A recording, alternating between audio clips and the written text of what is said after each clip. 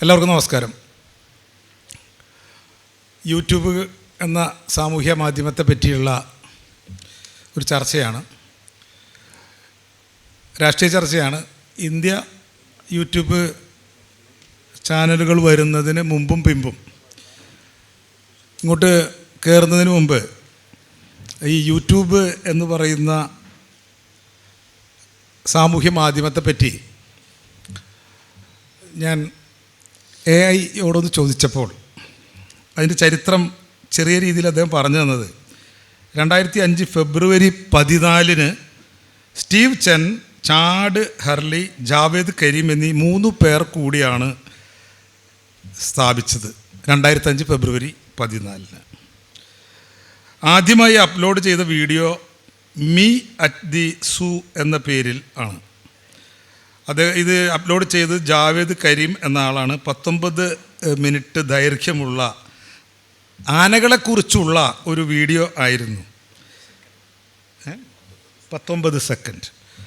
പിന്നീട് യൂട്യൂബ് ഔദ്യോഗികമായി 2005 December 15 public launch ചെയ്തു. 2006 നവംബർ 13 തന്നെ ഈ നൂതന സാങ്കേതിക വിദ്യ എവിടെ ചെന്ന് എത്തുമെന്ന് മനസ്സിലാക്കിയ ഒരു ടീം അത് വാങ്ങിയത് ഗൂഗിളാണ്. അന്ന് തന്നെ $1.65 ബില്യൺ, $1 ബില്യൺ എന്ന് പറഞ്ഞാൽ 100 കോടിയാണ്. ഇന്ന് യൂട്യൂബ് ലോകത്തിലെ ഏറ്റവും വലിയ വീഡിയോ ഷെയർ ചെയ്യുന്ന പ്ലാറ്റ്ഫോമാണ്. ഒരു മാസം നോക്കുമ്പോൾ അതിന് 2.7 ബില്യൺ ഉപഭോക്താക്കളുണ്ട് എന്നാണ് അപ്പോൾ നമുക്ക് ചർച്ച ചെയ്യാവുന്നൊരു വിഷയം തന്നെയാണ് യൂട്യൂബ് എന്നുള്ളത് ഇതിൽ നിന്ന് തന്നെ വ്യക്തമാണ്. ഇതിനെക്കുറിച്ച് സംസാരിക്കാൻ വേണ്ടി നമ്മളോടൊപ്പം ഇന്ന് ചേർന്നിട്ടുള്ളത് പ്രമുഖ രാഷ്ട്രീയ നിരീക്ഷകനും ദാർശനികനുമായ ശ്രീ കെ വേണുവുണ്ട്. സാമൂഹ്യ മാധ്യമങ്ങൾ ഉപയോഗിച്ചുകൊണ്ട് പരമ്പരാഗത മാധ്യമത്തോളം തന്നെ വളർന്ന ശ്രീ ഷാജൻ സ്കറിയ, മറുനാടൻ മലയാളി എഡിറ്റർ നമ്മുടെ കൂടെയുണ്ട്. അതുപോലെ ഓൺലൈൻ ലോകത്തെ എഴുത്തും വീഡിയോ ദൃശ്യങ്ങളും പരമാവധി കാണുകയും അതേക്കുറിച്ച് നിരൂപണം നടത്തുകയും ചെയ്യുന്ന മാതൃഭൂമി ആഴ്ചപ്പതിപ്പിൽ സ്ഥിരമായി 100 ദിവസമായി 100 ആഴ്ചകളായി എഴുതിക്കൊണ്ടിരിക്കുന്ന റാം മോഹൻ പാലിയത്ത് നമ്മോടൊപ്പമുണ്ട്. അതുപോലെ യൂട്യൂബിനെ മതവിമർശനത്തിനുള്ള വേദിയാക്കിയ ആരിഫ് ഹുസൈൻ തെരുവത്തും നമ്മളോടൊപ്പമുണ്ട്. എല്ലാവർക്കും എൻ്റെ സ്വാഗതം. ഈ വിഷയത്തിൽ ആദ്യമായിട്ട് നമ്മളോട് സംസാരിക്കുന്നത്, ഇതിൻ്റെ ഒരു രീതി എന്ന് പറയുന്നത് ഇതൊരു സംവാദം ആണെന്ന് നമുക്ക് പറയാൻ കഴിയില്ല, എങ്കിലും ഇതിനൊന്ന് ഡിസൈൻ ചെയ്തിട്ടുള്ളത് ആദ്യഘട്ടത്തിൽ ഓരോ നമ്മുടെ പ്രഭാഷകരും 10-15 മിനിറ്റോ 20 മിനിറ്റോ എടുത്ത് അവരുടെ വിഷയങ്ങൾ പറയുകയും പിന്നീട് അതേക്കുറിച്ചുള്ളൊരു കോമൺ ഡിസ്കഷൻ ഉണ്ടാവുകയും അതിനുശേഷം അവർക്ക് പറയാനുള്ളത് വീണ്ടും പറയാവുന്ന രീതിയിലുള്ളതാണ് നമ്മൾ ഉദ്ദേശിച്ചിട്ടുള്ളത്. ചിലപ്പോൾ 5 മണി 5:15 വരെയൊക്കെ പോകാം, അതിനുള്ള സമയം നമുക്കുണ്ട്. അപ്പോൾ ആദ്യമായിട്ട് ഞാൻ വീണേണ്ണയാണ് ക്ഷണിക്കുന്നത് സംസാരിക്കുന്നതിന് വേണ്ടി. യൂട്യൂബിനെ കുറിച്ച് ഗൗരവപൂർവ്വം പറയാൻ പറ്റുന്ന ഒരാളല്ല ഞാൻ അധികം യൂട്യൂബ് കാണാതെ തന്നെ ഇല്ല. വല്ലപ്പോഴും എന്തെങ്കിലും ഒരു അത്യാവശ്യ വിഷയം വന്നാൽ മാത്രമാണ് അതിലേക്കൊന്ന് കിടക്കാറുള്ളത്. എങ്കിലും പൊതുവിൽ നമ്മുടെ നാട്ടിൽ സാമൂഹ്യ മാധ്യമങ്ങളുടേതായ ഒരു തലം ഉയർന്നു വന്ന പശ്ചാത്തലം, അതിൽ യൂട്യൂബ് വഹിക്കുന്ന പ്രധാനപ്പെട്ട പങ്ക്. ഈ സാമൂഹ്യ മാധ്യമ സംവിധാനം അല്ലെങ്കിൽ ആ ഒരു പ്രക്രിയ ഇവിടെ ഉയർന്നു വന്നതിൻ്റെ ഒരു പശ്ചാത്തലത്തെക്കുറിച്ചും അതിൻ്റെ പ്രാധാന്യത്തെക്കുറിച്ചും 2 വാക്ക് തുടങ്ങി വയ്ക്കാനാണ് ഞാനിപ്പോൾ ആഗ്രഹിക്കുന്നത്. മനുഷ്യ സമൂഹത്തിൻ്റെ ഒരു ജനാധിപത്യ പ്രക്രിയയുടെ പരിണാമം, സമൂഹത്തിൻ്റെ ഇതുവരെയുള്ള വളർച്ച ആ ജനാധിപത്യ പ്രക്രിയയുടെ പരിണാമം എന്ന രീതിയിലാണ് ഞാൻ കാണുന്നത്. മനുഷ്യർ ഭാഷ ഉപയോഗിക്കാൻ തുടങ്ങിയ അന്ന് മുതൽക്ക് ആശയവിനിമയം തുടങ്ങിയതോടുകൂടി ഉണ്ടായ ഒരു വലിയ സാമൂഹ്യ പരിവർത്തനം, അതിൻ്റെ ഒരു തുടർച്ചയാണ് നമ്മളിപ്പോഴും മുന്നോട്ട് കൊണ്ടുപോകുന്നത്.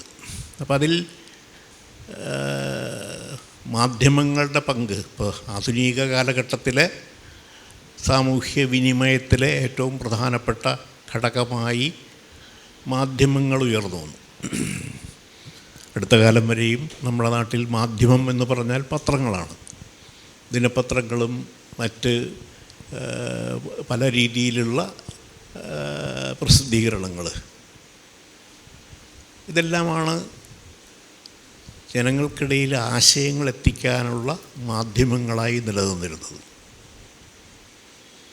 അവയുടെ പരിമിതിയുണ്ടായിരുന്നു. ആ മാധ്യമങ്ങളിൽ ആശയപ്രകാശനം നടത്താൻ കഴിയുന്നവർ വളരെ ചുരുങ്ങിയൊരു വിഭാഗമാണ്. വളരെ വളരെ ചെറിയൊരു ന്യൂനപക്ഷത്തിന് മാത്രമാണ് ഈ പറഞ്ഞ ദിനപത്രങ്ങളിലോ അല്ലെങ്കിൽ മറ്റു രീതിയിലുള്ള ചെറിയ പ്രസിദ്ധീകരണങ്ങളിലൊക്കെ തന്നെ അവരുടെ ആശയപ്രകാശനം നടത്താനുള്ള സാഹചര്യമൊരുങ്ങുന്നത്. ബഹുഭൂരിപക്ഷത്തിനും തനതായ രീതിയിലുള്ള ആശയപ്രകാശനത്തിന് സാഹചര്യം ഉണ്ടായിരുന്നില്ല. അതിനുള്ള ഒരു അന്തരീക്ഷവും അതിനുള്ള സംവിധാനങ്ങളുമില്ല. ആ ഒരു മേഖലയിലേക്കാണ് സാങ്കേതികവിദ്യയുടെ വികാസത്തിലൂടെ ആദ്യകാലത്ത് ഇമെയിലുകൾക്ക് തുടങ്ങി, അതിലൂടെ മൊത്തം ഒരു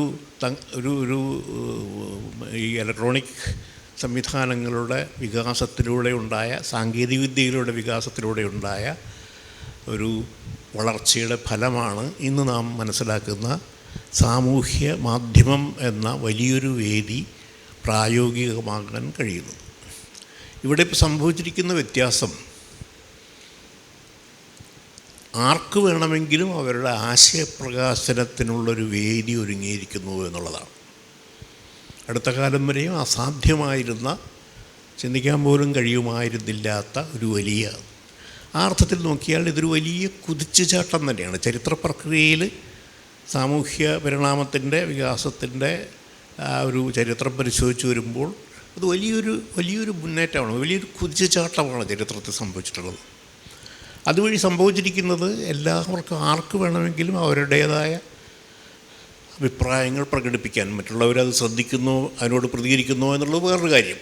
എങ്കിലും പ്രകാശനത്തിനുള്ള സാഹചര്യം, തങ്ങളുടെ സ്വന്തം അഭിപ്രായങ്ങൾ പുറത്തേക്ക് മറ്റുള്ളവരെ അറിയിക്കാനുള്ള ഒരു സാഹചര്യം, ഒരു സംവിധാനം ഒരുങ്ങിയിരിക്കുന്നു എന്നുള്ളത്, അത് മനുഷ്യ സമൂഹത്തിൻ്റെ നാളിതുവരെയുള്ള ചരിത്രത്തിലെ പരിണാമ പ്രക്രിയയിലെ വലിയൊരു കുതിച്ചുചാട്ടം തന്നെയാണ് എന്നാണ് ഞാൻ മനസ്സിലാക്കുന്നത്. ഒരു ജനാധിപത്യവൽക്കരണ പ്രക്രിയയുടെ തന്നെ വലിയൊരു വികാസമാണതുണ്ടാവുന്നത്. അതിൻ്റെ ഫലമായി എന്തൊക്കെ അതെങ്ങനെയൊക്കെ ഉപയോഗിക്കപ്പെടുന്നു എന്നൊക്കെയുള്ളത് വേറൊരു കാര്യം.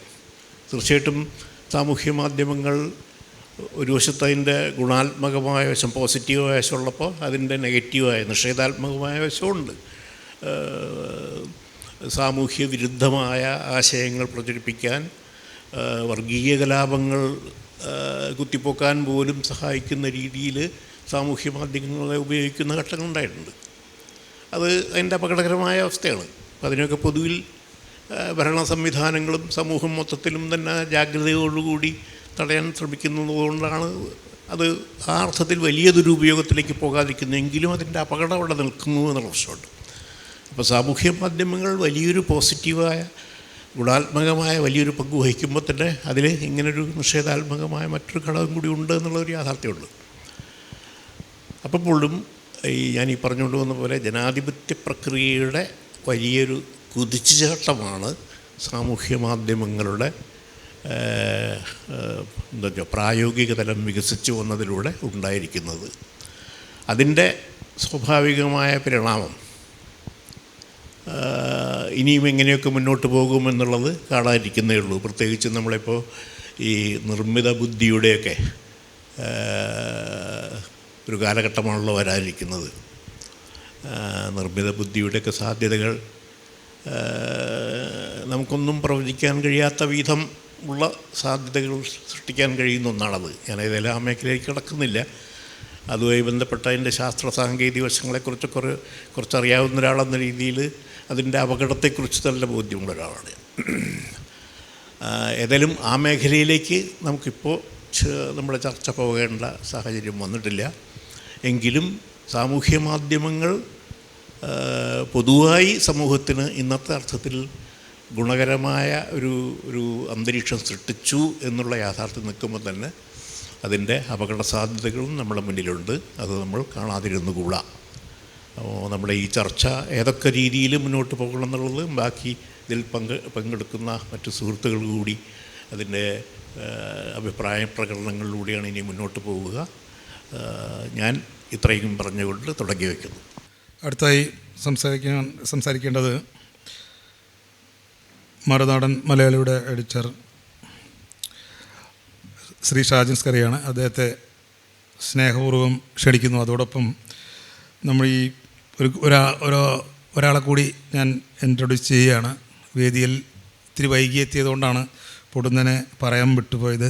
ശ്രീ രമേശ് രാജശേഖരൻ, യൂട്യൂബ് പോലുള്ള സാമൂഹ്യ മാധ്യമങ്ങളുടെ പിറകിലെ സാങ്കേതിക വിദ്യയുമായി ബന്ധപ്പെട്ട് പ്രവർത്തിക്കുന്ന ഒരു എൻജിനീയറാണ്. അദ്ദേഹം ഇവിടെ എത്തിയിട്ടുണ്ട്.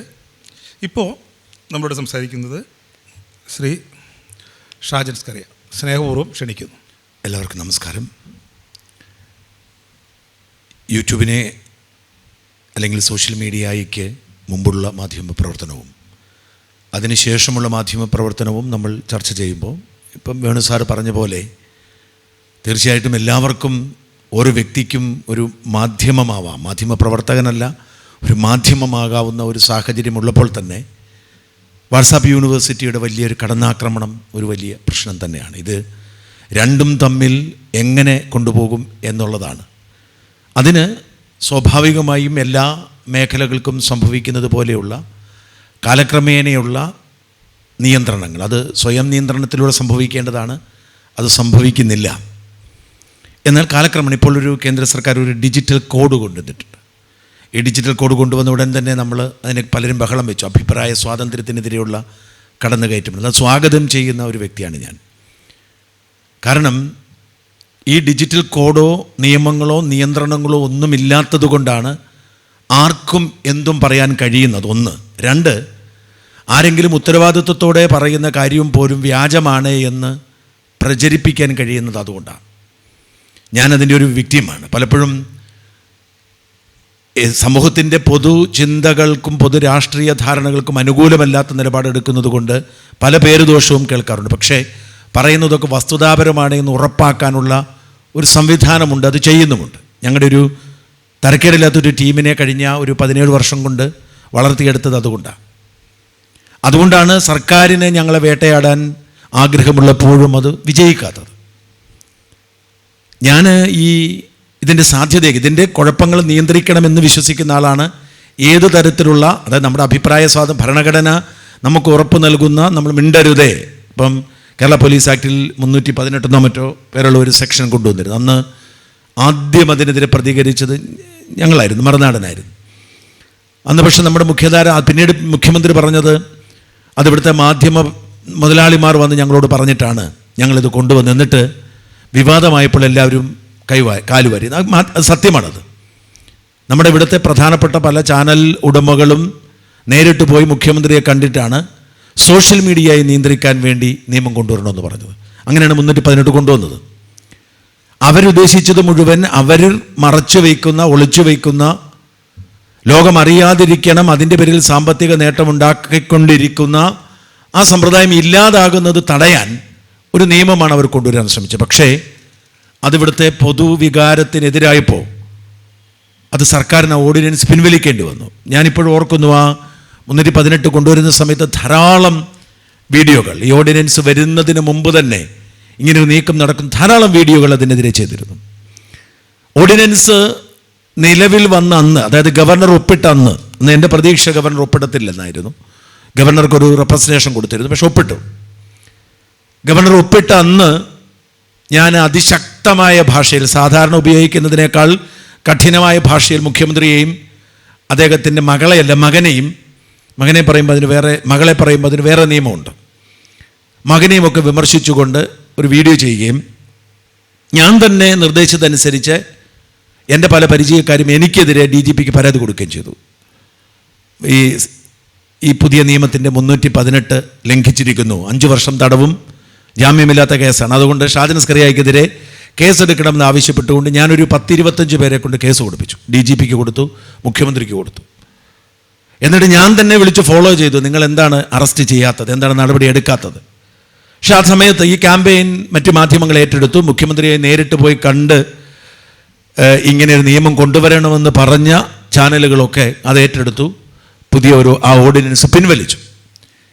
ഇവിടെയാണ് യഥാർത്ഥത്തിൽ നമ്മൾ നേരിടുന്ന ഒരു പ്രതിസന്ധി. എങ്ങനെ നിയന്ത്രിക്കണം എന്നതിനെക്കുറിച്ച് നമ്മുടെ ഭരണകൂടങ്ങൾക്കോ അല്ലെങ്കിൽ വ്യവസ്ഥാപിത മാധ്യമങ്ങൾക്കോ, പരമ്പരാഗത മാധ്യമങ്ങൾ, ഞാൻ വ്യവസ്ഥാപിതം എന്ന വാക്ക് ഉപയോഗിക്കാറില്ല, പരമ്പരാഗതം എന്ന് ഉപയോഗിക്കാൻ ആഗ്രഹിക്കുന്നു. മുഖ്യധാര, വ്യവസ്ഥാപിതം എന്നൊക്കെ പറയുന്നത് തെറ്റാണ്.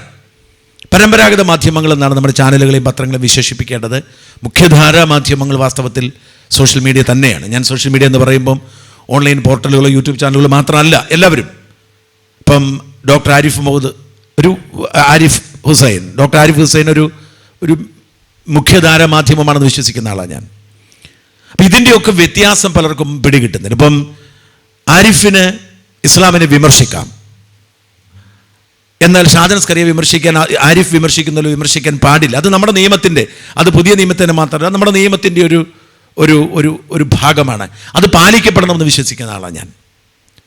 കാരണം ഞാൻ വിശ്വസിക്കുന്നത് നമ്മുടെ സമൂഹത്തിൽ എല്ലാ വിശ്വാസങ്ങളുമുണ്ട്, യുക്തിവാദവുമുണ്ട്, മതവുമുണ്ട്. അപ്പോൾ ഒരു മതവിശ്വാസി മറ്റൊരു മതത്തെയും വിമർശിക്കരുതേ എന്ന വിശ്വാസക്കാരനാണ് ഞാൻ. അതുകൊണ്ടാണ് ഞാൻ ഒരു മതത്തെയും അതിൻ്റെ ആചാരങ്ങളെ വിമർശിക്കാറില്ല. കാരണം ഞാനൊരു ദൈവവിശ്വാസിയാണ്. അത് എത്രമാത്രം ശാസ്ത്രീയമാണെന്ന കാര്യത്തിൽ എനിക്ക് ആരിഫിനോടോ സജീവനോടോ ഒന്നും തർക്കിച്ച് ജയിക്കാൻ കഴിയില്ല. പക്ഷേ എൻ്റെ സാമൂഹിക ജീവിത പശ്ചാത്തലത്തിൽ സാഹചര്യത്തിൽ ഞാൻ വിശ്വസിക്കുന്നത് കൊണ്ട് തന്നെ ഞാൻ അതിനെ വിമർശിക്കാൻ പാടില്ല എന്ന് വിശ്വസിക്കുന്നു. അതേസമയം ആരിഫിനെ വിമർശിക്കാം, പ്രത്യേകിച്ച് ഇസ്ലാമിനെ വിമർശിക്കാം. ഈ ഒരു ഇതുണ്ട്. അതായത് ഒരാൾ ഇസ്ലാം മതത്തിൽ ജനിച്ചാൽ അയാൾ കൂടുതൽ ഇസ്ലാമിനെ വിമർശിക്കുക, ക്രിസ്ത്യൻ മതത്തിൽ ജനിച്ചാൽ കൂടുതൽ ക്രിസ്ത്യൻ മതത്തെ വിമർശിക്കുക. ഒപ്പം യുക്തിവാദിയാണെങ്കിൽ അയാൾക്ക് എല്ലാ മതത്തെയും. ഇത്തരത്തിലുള്ള ഒരു സാമൂഹിക ബോധം പോലും പലപ്പോഴും നമ്മുടെ സമൂഹത്തിലില്ല. അത് നമ്മൾ നേരിടുന്നൊരു പ്രതിസന്ധിയാണ് ഞങ്ങൾ. അതുകൊണ്ട് നിയന്ത്രണം അത്യാവശ്യമാണ്. പക്ഷെ നിയന്ത്രണം എങ്ങനെ, നിയന്ത്രണത്തിൻ്റെ മാനദണ്ഡങ്ങൾ എന്ത് എന്നുള്ളൊരു പ്രശ്നമുണ്ട്. പക്ഷേ ഇതിൻ്റെ പ്രസക്തി ആർക്കും തടഞ്ഞു വയ്ക്കാൻ കഴിയാത്ത, സ്വാഗത പ്രസംഗത്തിൽ സജീവൻ സൂചിപ്പിച്ചതുപോലെ, അതെ, നമ്മുടെ ഒരു പരമ്പരാഗത മാധ്യമങ്ങളുടെ സ്വാധീനം, ഒരുപക്ഷെ അവയേക്കാൾ സ്വാധീനമുണ്ടാക്കാൻ ഒരുപാട് വിമർശനങ്ങൾ ഉള്ളപ്പോഴും മറുനാടിന് കഴിയുന്നുണ്ട് എന്നത് ഞാൻ ഒരു സാക്ഷിയാണ്. ഇവിടെ വന്നപ്പോൾ പോലും എന്നോടൊപ്പം പടമെടുക്കാൻ, ഇങ്ങോട്ട് വന്ന വഴിക്ക് ഹോട്ടലിൽ കയറിയപ്പോൾ ചിത്രമെടുക്കാൻ ആളുകൾ ആഗ്രഹിക്കുന്നതിൻ്റെ കാരണം അവർക്കൊരുപക്ഷെ എൻ്റെ രാഷ്ട്രീയ നിലപാടിനോടോ അല്ലെങ്കിൽ എൻ്റെ മതനിലപാടിനോടോ വിയോജിപ്പുണ്ടെങ്കിലും ഞാൻ പുറത്തു കൊണ്ടുവരുന്ന, ധൈര്യപൂർവ്വം പറയുന്ന സംഭവങ്ങൾ സത്യമാണെന്നുള്ള അനുഭവമുള്ളത് കൊണ്ടാണ്. ഇതാണ് ഞാൻ പറയുന്ന യൂട്യൂബ് ജേർണലിസത്തിൻ്റെ ഏറ്റവും വലിയ സവിശേഷത. കഴിഞ്ഞ ഏതാനും മാസങ്ങളായി ഞങ്ങളൊരു ക്യാമ്പയിൻ പോലെ കൊണ്ടുവരുന്നൊരു വാർത്തയുണ്ട്. ഇത്തരം വാർത്തകൾക്കൊരു കുഴപ്പം, ജനങ്ങൾക്ക് പെട്ടെന്ന് ഇൻട്രസ്റ്റ് പോകും. കാരണം ആളുകൾക്ക് തമ്പും ടൈറ്റിലും കാണുമ്പോഴേ അറിയാം എന്താ പറയാൻ പോകുന്നത്. അതുകൊണ്ട് ആളുകൾ കാണത്തില്ല. അൽ മുക്താദിർ എന്ന് പറയുന്നൊരു സ്വർണ്ണക്കടത്ത്, ഒരു ജുവലറിയെക്കുറിച്ചുള്ള വാർത്തയാണ്. ഈ അൽ മുക്താദിർ എന്ന് പറയുന്ന ജുവലറിയെക്കുറിച്ചുള്ള അവർ ഈ പരസ്യം ചെയ്തു തുടങ്ങിയപ്പോഴേ അത് തട്ടിപ്പാണ് എന്ന നിഗമനത്തിലെത്തി.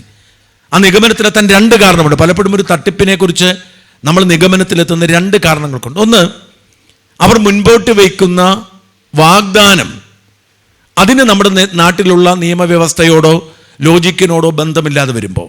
രണ്ട്, വലിയ പരസ്യ കോലാഹലം ചെയ്യും. ഇത് രണ്ടും തട്ടിപ്പിൻ്റെ സൂചനകളാണ്.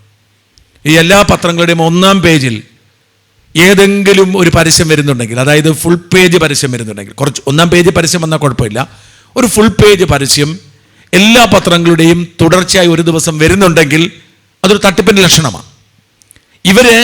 നമ്മൾ എന്തിനാണ് പരസ്യം ചെയ്യുന്നത്? നമ്മൾ പരസ്യം ചെയ്യുന്നത് നമ്മുടെ പ്രോഡക്റ്റ് വിൽക്കാനാണ്. എന്നാൽ ഒരു പ്രോഡക്റ്റ് വിൽക്കാൻ ആഗ്രഹിക്കുന്ന ആൾ ഒന്നാം പേജിൽ ഫുൾ പരസ്യം ചെയ്യേണ്ട കാര്യമില്ല.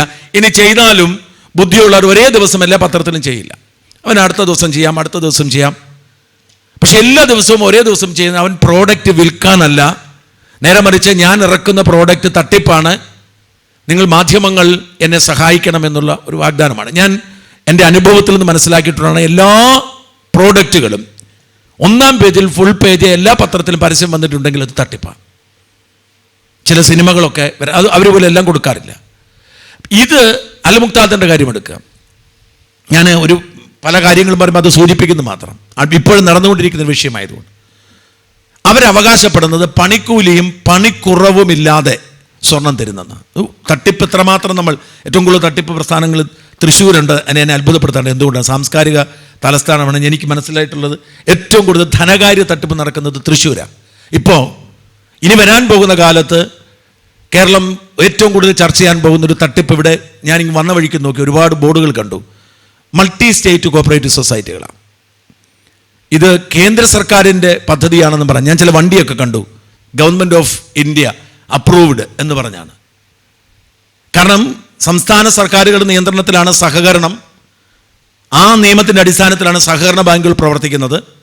അതിനെ മറികടക്കാൻ കേന്ദ്ര സർക്കാർ ഒരു കേന്ദ്ര സഹകരണ നിയമം കൊണ്ടുവന്നതിൻ്റെ പശ്ചാത്തലത്തിലാണ് മൾട്ടി സ്റ്റേറ്റ് കോപ്പറേറ്റീവ് സൊസൈറ്റികൾ തുടങ്ങിയത്. പക്ഷേ ഏറ്റവും വലിയ തട്ടിപ്പായി മാറിയിരിക്കുകയാണ്.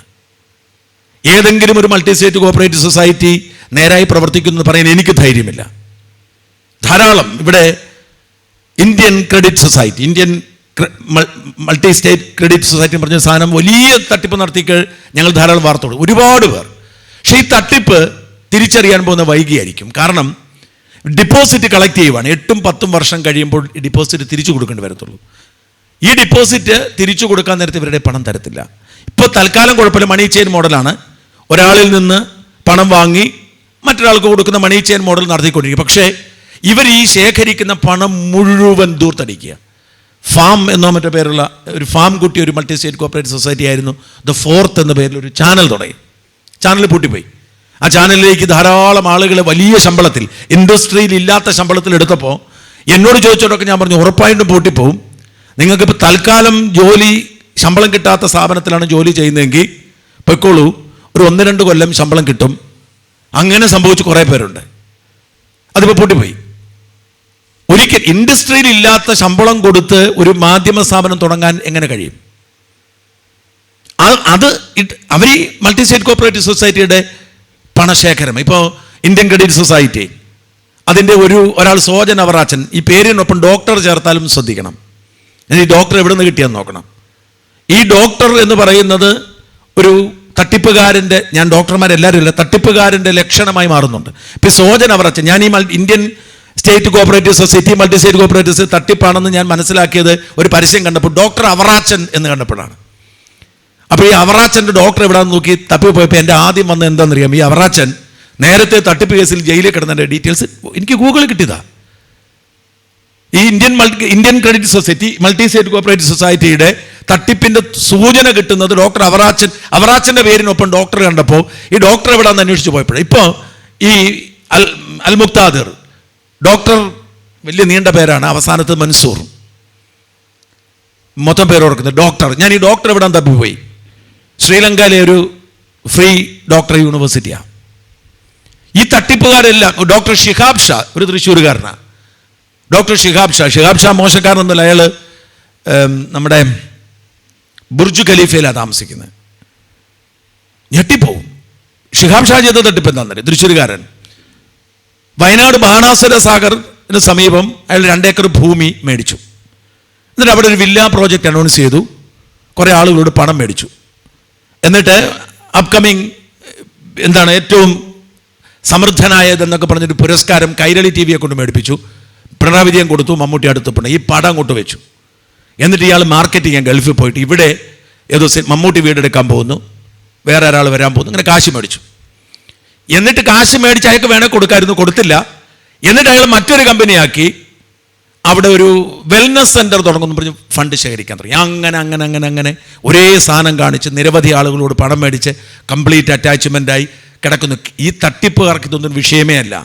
ഇപ്പോൾ തൃശ്ശൂരിലെ, ഞാൻ പേരെടുത്ത് പറയുന്നില്ല, എനിക്കറിയില്ല, ഇവിടെ തൃശ്ശൂരിലെ ഏറ്റവും പ്രമുഖനായ ഒരു തട്ടിപ്പുകാരനുണ്ട്. കേരളത്തിലെ ഏറ്റവും വലിയ ചാരിറ്റി പ്രവർത്തകരിൽ ഒരാളാണ്. ഞാൻ പേര് പറയാൻ ആഗ്രഹിക്കുന്നില്ല.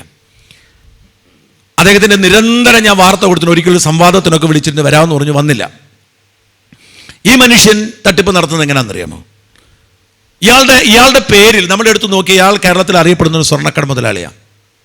പക്ഷെ ഇയാളുടെ പേരിൽ ഒരു സ്വർണ്ണക്കടയില്ല എന്നുള്ളത് കാര്യം ഈ നാട്ടിൽ ആർക്കും അറിയത്തില്ല. ഇയാൾ കുറേ LLPകൾ രജിസ്റ്റർ ചെയ്യുന്നു. ഈ LLPകളിലേക്ക് ഈ ഉടമസ്ഥരാരാന്ന് ഉടമസ്ഥർ അറിയുന്നില്ല. ഒരു 200 പേര് ഒരു LLPയിലെ ഉടമസ്ഥരായിരിക്കും. ഈ ഉടമസ്ഥരെ എങ്ങനെയാണ് ആകുന്നതെന്ന് അറിയാമോ? ഡിപ്പോസിറ്റ് വാങ്ങുന്നതാണ്, വലിയ പലിശയ്ക്ക്. ഈ പലിശയ്ക്ക് ഡിപ്പോസിറ്റ് വാങ്ങുന്നവരെ ഈ LLPയുടെ ഉടമസ്ഥരാക്കി മാറ്റി. അവരറിയുന്നില്ല അവർ ഈ ഒരു സ്ഥാപനത്തിൻ്റെ ഉടമസ്ഥരാണെന്ന്. അത് ഡിപ്പോസിറ്റ് കൊടുത്തവനായിരിക്കും നാളെ ഈ LLPക്ക് ആയിരിക്കും ഈ സ്ഥാപനത്തിൻ്റെ ഉടമസ്ഥാവകാശം, ഏതെങ്കിലും ഒരു സ്ഥാപനത്തിൽ. നാളെ ഈ സ്ഥാപനം പൂട്ടുമ്പോൾ ഡിപ്പോസിറ്റ് കൊടുത്ത ഒരുത്തനായിരിക്കും പ്രതിയാകുന്നത്. അതുപോലെ ഇയാളുടെ പേരിൽ ഒരു കടയും, അത് നമ്മൾ അറിയപ്പെടുന്ന പേരിലെന്നല്ല, വേറെ പേരിൽ ആതിരെന്നോ ചിത്രയെന്നോ കണ്ടു പേരാണ്, അങ്ങനെ അയാളുടെ പേരിൽ അതിൻ്റെ ഡയറക്ടറായിട്ട് വെച്ചിരിക്കുന്നത് പോലും ഭൂരിപക്ഷം പേരും അയാളുടെ ക്ലീനറും ഡ്രൈവറും ഒക്കെയാണ്. എന്നിട്ട് ഇയാൾ പണം പറ്റുന്നത് എങ്ങനെയാണെന്നറിയാമോ? ഈ സ്ഥാപനങ്ങളിൽ നിന്നെല്ലാം ബ്രാൻഡ് അംബാസഡർ എന്ന പേരിൽ, അതിനാണ് അയാൾ നാടകം കളിക്കുന്നത്. ഈ ബ്രാൻഡ് അംബാസഡർ എന്ന പേരിൽ ഓരോ സ്ഥാപനത്തിൽ നിന്നും അയാൾ 50 ലക്ഷം രൂപ, 1 കോടി രൂപയൊക്കെ കൈപ്പറ്റുന്നു, സുഖമായി ജീവിക്കുന്നു. നാളെ നിയമപ്രശ്നം ഉണ്ടാകുമ്പോൾ ബ്രാൻഡ് അംബാസഡർക്ക് വല്ല കുഴപ്പമുണ്ടോ? ഞാൻ ഈ സ്ഥാപനത്തിൽ നിന്ന് ബ്രാൻഡ് അംബാസഡർ, ഞാൻ അഭിനയിച്ചു, ഞാൻ ചട്ടയും മുണ്ടിട്ടുകൊണ്ട് ഡാൻസ് കളിച്ചിട്ട് പ്രതിഫലം കൈപ്പറ്റി എന്ന് പറഞ്ഞ് അയാൾ ഊരിപ്പോവും. ആരാണ് ലാഭം കിട്ടുമെന്ന് കരുതി ഡിപ്പോസിറ്റ് ചെയ്തവൻ അപ്പോഴായിരിക്കും അറിയുന്നത്, എടാ ഞാനാണോ ഈ കമ്പനിയുടെ ഉടമ എന്നുള്ള കാര്യം. ഇത്തരത്തിലുള്ള ഭയങ്കരമായ തട്ടിപ്പ് അൽമുക്താദിറിൽ നമ്മൾ തുടങ്ങി അതിലേക്ക് തന്നെ പോകാം. ഈ അൽമുക്താദിറിൻ പണിക്കൂലിയും പണിക്കുറവും ഇല്ല എന്ന് അതെങ്ങനെ സാധിക്കും? സ്വർണമായിട്ട് വരുന്നത് സ്വർണ്ണക്കട്ടയായിട്ടും സ്വർണ്ണ ബിസ്ക്കറ്റൊക്കെ, ഇത് പണിത് ഉരുക്കി വേണം ആഭരണം ഉണ്ടാക്കാൻ. ആഭരണം ഉണ്ടാക്കാൻ പണിക്കൂലി കൊടുക്കണം. ഈ സ്വർണം പോലെ വിലപിടിപ്പായ സാധനം ഉരുക്കുമ്പോൾ അതിന് നഷ്ടമുണ്ടാവും, പണിക്കുറവുണ്ടാവും. സ്വർണ്ണക്കടകൾ കൂടുതൽ മേടിക്കുന്നുണ്ടാവാം, അത് നിയന്ത്രിക്കേണ്ടതാണ്. പക്ഷെ പണിക്കൂലിയും പണിക്കുറവും ഇല്ലാതെ സ്വർണം വിൽക്കാൻ, സ്വർണ്ണ ആഭരണങ്ങൾ വിൽക്കാൻ സാധ്യമല്ല. പക്ഷെ ജനങ്ങൾ നോക്കുമ്പോൾ ശരിയാണല്ലോ, സ്വർണത്തിൻ്റെ വിലയിലേ ആൾ മേടിക്കുന്നുള്ളൂ, ഞങ്ങൾ എന്തിനാണ് എന്ന് കൊടുത്ത് ആളുകൾ മേടിക്കുന്നു. എങ്ങനെയാണ് മേടിക്കുന്നത്? സ്വർണം മേടിക്കുക അല്ല, എല്ലാ തട്ടിപ്പും മണി ചെയിൻ മോഡലാണ്. എൻ്റെ മകളുടെ കല്യാണം, ഞാൻ എൻ്റെ അകത്ത് സങ്കടം തോന്നി. ഞാൻ എൻ്റെ ജീവിതത്തിൽ കണ്ടിട്ടുള്ള തട്ടിപ്പുകളിൽ ഏറ്റവും സങ്കടകരമായ രണ്ടാമത്തെ തട്ടിപ്പ് ഈ അൽമുക്താദിൻ്റെ. ആദ്യത്തേത് ആ പാതിവില സ്കൂട്ടർ തട്ടിപ്പാണ്.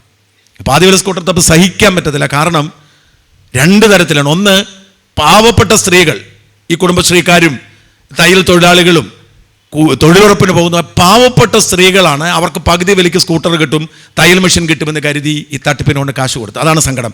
2, ജീവിതകാലം മുഴുവൻ നല്ല പേര് കേൾപ്പിച്ച നല്ല മനുഷ്യരാണ് അതിലെ പ്രതികൾ.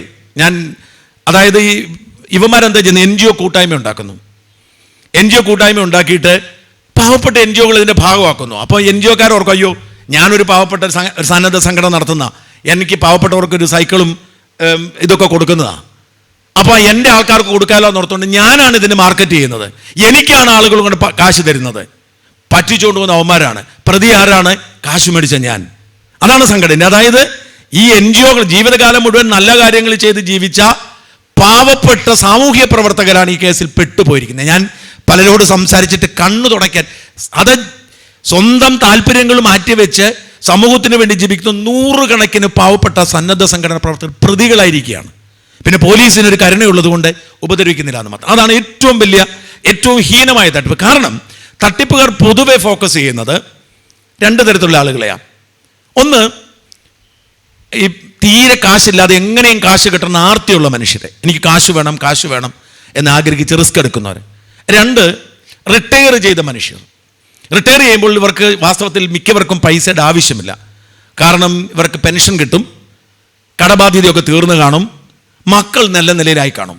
പക്ഷെ ഇവർക്ക് PF-ആയും വേറെ 1-2 ആനുകൂല്യങ്ങളായിട്ട് ഇവരുടെ ഒരു 18-20 ലക്ഷം രൂപ കിട്ടും. ഈ പണം ആണ് തട്ടിപ്പുകാർ കൊണ്ടുപോകുന്നത്. അതുകൊണ്ടാണ് ഈ വിപത്ത് സമൂഹം നല്ലതുപോലെ അറിയാത്തത്. കാരണം പോയാൽ പോട്ടെ എന്ന് കരുതും. ഈ തട്ടിപ്പുകാരോട് ഈ തട്ടിപ്പിനിരയാവുന്നവരോട് എനിക്ക് സഹതാപമില്ല. ആർത്തി കൊണ്ടുപോയി ചാടുന്ന. പക്ഷേ ഈ അൽമുക്താദിർ ചെയ്ത് എന്താ? സ്ത്രീകളോട് പറയുന്നു, നിങ്ങളുടെ വിവാഹ സമയത്ത് ഞങ്ങൾ ഇപ്പോഴത്തെ വില പണിക്കൂലിയും പണിക്കുറവും ഇല്ലാതെ ആഭരണം തരും. അപ്പം സ്വാഭാവികമായും സ്വർണത്തിൻ്റെ വില ദിവസം കൂടുന്നു. എന്നും പത്രത്തിൽ കാണുമല്ലോ, സ്വർണം നിക്ഷേപം സൂപ്പറാണ്, ഭയങ്കര സംഭവം എന്ന് പറയുന്നത്. എല്ലാ ദിവസവും 1000 രൂപ കൂടുന്നു. അപ്പോൾ സാധാരണ മനുഷ്യർക്കുമല്ലോ നല്ലതല്ലേ? എല്ലാ പത്രത്തിലും 1-ാം പേജ് പരസ്യമുണ്ട്. മത നേതാക്കളാണ് അതിൻ്റെ ബ്രാൻഡ് അംബാസഡർമാർ. അള്ളാഹുവിൻ്റെ നാമമാണ് ഓരോ പുതിയ കടയ്ക്കുമുള്ളത്. എത്ര പാവങ്ങളുടെ പണം പോയെന്നറിയാമോ? അയാൾ റോൾസ് റോയ്സിലാണ് നടക്കുന്നത്. ഇപ്പം എവിടെയാണെന്ന് ആർക്കും അറിയില്ല. ഞാൻ പറഞ്ഞു വരുന്നത്, ഏതെങ്കിലും ഒരു പത്രത്തിൽ ഈ അൽമുക്താദിർ എന്ന് പറയുന്ന സ്വർണ്ണക്കട നടത്തിയ തട്ടിപ്പിനെ കുറിച്ച് വാർത്ത ആരെങ്കിലും കണ്ടോ? ഒരാളും കണ്ടിട്ടില്ല. നിരവധി ആളുകൾ കടകൾ അടിച്ചു തകർക്കാണ്, കടകളുടെ മുമ്പിൽ പോയി സമരം ചെയ്യുകയാണ്, കടയിലെ സാധനങ്ങൾ എടുത്തുകൊണ്ട് പോവുകയാണ്. കട തുറക്കുമ്പോൾ അവിടെ ബഹളമാണ്. ഈ കേരളത്തിൽ അൽമുക്താദിർ എന്ന പേരിൽ ഏതാണ്ട് 100ഓളം ഷോറൂമുകളിൽ നിരന്തരം സംഭവിച്ചു. തൃശ്ശൂരും വന്നപ്പോൾ ഒരു കട അടിച്ചു പൊളിച്ചിട്ടിരിക്കുന്നത് കണ്ടു. കേരളത്തിലെ ഏതെങ്കിലും ഒരു പത്രത്തിൽ ഏതെങ്കിലും ചാനലിൽ വാർത്ത വന്നോ? എന്തുകൊണ്ടാണ്? ഇപ്പം പലരും പറയും പൈസ കൊണ്ട് കൊടുത്ത് പേടി. അല്ല, ഒരു പൈസയും കൊടുക്കുന്നില്ല, അയാളുടെ ഒരു പൈസയില്ല, അയാൾ അടിച്ചു മാറ്റിയല്ല. ഈ പത്രങ്ങളാണ്, ഈ ചാനലുകളാണ് ഈ അൽമുക്താദിർ തട്ടിപ്പിനെ ജനങ്ങളുടെ മുമ്പിൽ എത്തിച്ചു കൊടുത്ത കുറ്റബോധം. ഇവർ പരസ്യം ചെയ്തുകൊണ്ടല്ലേ, ഇവർ പരസ്യം ചെയ്തതുകൊണ്ട് മാത്രമാണ് ജനങ്ങൾ കബളിപ്പിക്കപ്പെട്ടത്. ഇവിടെയാണ് കുറച്ചു പേർക്കെങ്കിലും അവബോധമുണ്ടാക്കാൻ ഞാനിപ്പോഴും വിശ്വസിക്കുന്നത്. എൻ്റെ നിലപാടിനെയൊക്കെ പലരും വിമർശിക്കാറുണ്ട്. എനിക്ക് തന്നെ എൻ്റെ നിലപാടിനെ പലപ്പോഴും വിമർശനം, അതിലൊന്നും എനിക്ക് പരാതിയില്ല. സംഖ്യയാണെന്ന് പറയും, പക്ഷെ അവർ സമ്മതിക്കത്തില്ല. എന്തുകൊണ്ടാണ് സംഖ്യയാണെന്ന് പറയുന്നത്? എനിക്ക് മോദി വിരോധവും സംഖ്യ വിരോധവുമില്ല. നമ്മുടെ നാട്ടിലെ ഒരു പ്രത്യേകത അതുണ്ടാവണമെന്ന് എനിക്കില്ല. എന്ന് മാത്രമല്ല, ഞാൻ രാഷ്ട്രീയം പറഞ്ഞ രാഷ്ട്രീയ വിഭവം അതുകൊണ്ട് പറഞ്ഞോട്ടെ. മുസ്ലിം വിരോധിയാന്ന് പറയാം, ഞെട്ടിപ്പോകുന്നൊരു കാര്യം. മുസ്ലിം വിരോധിയാവുന്നത് എങ്ങനെയാണ്? ഇസ്ലാം എന്ന മതത്തെയോ പ്രവാചകനെയോ ഖുർആനെയോ അപമാനിക്കുകയോ തള്ളിപ്പറയോ കുറ്റം പറയുകയോ ചെയ്യും ഞാൻ ജീവിതത്തിൽ പറഞ്ഞിട്ടില്ല, പറയാൻ പാടില്ലെന്ന് വിശ്വസിക്കുന്ന ആളാണ് ഞാൻ. ഇസ്ലാമിൻ്റെ മറവിലുള്ള ഭീകരവാദത്തെ എതിർക്കുമ്പോൾ, അല്ലെങ്കിൽ ഇസ്രയേലിനെ, ഹമാസ് എന്ന് പറയുന്ന ഭീകര സംഘടനയെ എതിർക്കുമ്പോൾ മുസ്ലിം വിരോധിയാന്ന് പറയും, ഒന്നും ചെയ്യാൻ പറ്റത്തില്ല, പോട്ടെ. അപ്പോൾ അതല്ല വിഷയം. ഇവിടുത്തെ വിഷയം എന്ന് പറയുന്നത്, ഈ മാധ്യമങ്ങൾ ഈ പരസ്യങ്ങൾ വാങ്ങിക്കൊണ്ട്, പണം വാങ്ങിക്കൊണ്ട് ഇത് കൊടുക്കാതിരിക്കുമ്പോൾ ആയിരക്കണക്കിന് ആളുകൾ പെട്ടുപോകുന്നു. എന്നാൽ ആയിരക്കണക്കിന് ആളുകളെ രക്ഷിക്കാൻ സാധിച്ചിട്ടുണ്ടെന്ന് വിശ്വസിക്കുന്ന ആളാണ് ഞാൻ. തിരുവനന്തപുരത്ത് ഹീര ബിൽഡേഴ്സ് എന്ന് പറയുന്നൊരു ഒരു ഫ്ലാറ്റ് കമ്പനി, വലിയ കമ്പനിയായിരുന്നു. രാഷ്ട്രപതി അയക്ക് എന്തോ സമ്മാനം കൊടുക്കും പറഞ്ഞൊരു വാർത്തയൊക്കെ വന്ന് ഞാനൊരു കത്തൊക്കെ അയച്ചിരുന്നു. രാഷ്ട്രപതി വന്നില്ല, എന്തായാലും പണ്ടാ, 10-12 വർഷം മുമ്പ്. ഈ വലിയ ബിൽഡറാണ്. നമുക്കതുകൊണ്ട് തട്ടിപ്പ്, നമുക്ക് ഈ ബിൽഡേഴ്സൊക്കെ എങ്ങനെ തട്ടിപ്പെന്നാണ് നമുക്കറിയത്തില്ല. പക്ഷെ അവിടെ ഒരു ഇൻകം ടാക്സ് റെയ്ഡ് നടന്നു. ഇൻകം ടാക്സ് റെയ്ഡിൽ നമുക്ക് വിവരം നൽകും. നമുക്ക് എല്ലാ മേഖലയിലും, പോലീസിലും എല്ലാ ഡിപ്പാർട്ട്മെൻറ്റിലും അത്യാവശ്യം നമ്മൾ സത്യസന്ധമായി വാർത്ത കൊടുക്കുമെന്ന് ഉറപ്പുള്ളത് കൊണ്ട് എല്ലാ ഡിപ്പാർട്ട്മെൻറ്റിലും സത്യസന്ധര ഉദ്യോഗസ്ഥർ എല്ലാ വിവരവും തരും. അങ്ങനെ ഇൻകം ടാക്സ് ഡിപ്പാർട്ട്മെൻറ്റിൽ നിന്ന് ഞെട്ടിക്കുന്നൊരു വിവരം എനിക്ക് നൽകി. ഇന്നേ വരെ ഇങ്ങനൊരു ബിൽഡർ അക്കൗണ്ട് കണ്ടിട്ടില്ല, 1 രൂപ പോലും ബാങ്കിൽ ബാലൻസ് ഇല്ല, 1 രൂപ പോലും ബാങ്കിൽ ബാലൻസ് ഇല്ല. ഞാൻ അതിന് പിന്നാലെ പോയപ്പോൾ എനിക്ക് മനസ്സിലായി ഇയാൾ വലിയൊരു സംഘടിതമായ തട്ടിപ്പ് നടത്തുകയാണ്. ഞാൻ പരമ്പര ചെയ്തു, കേസ് കൊടുത്തു എനിക്കെതിരെ.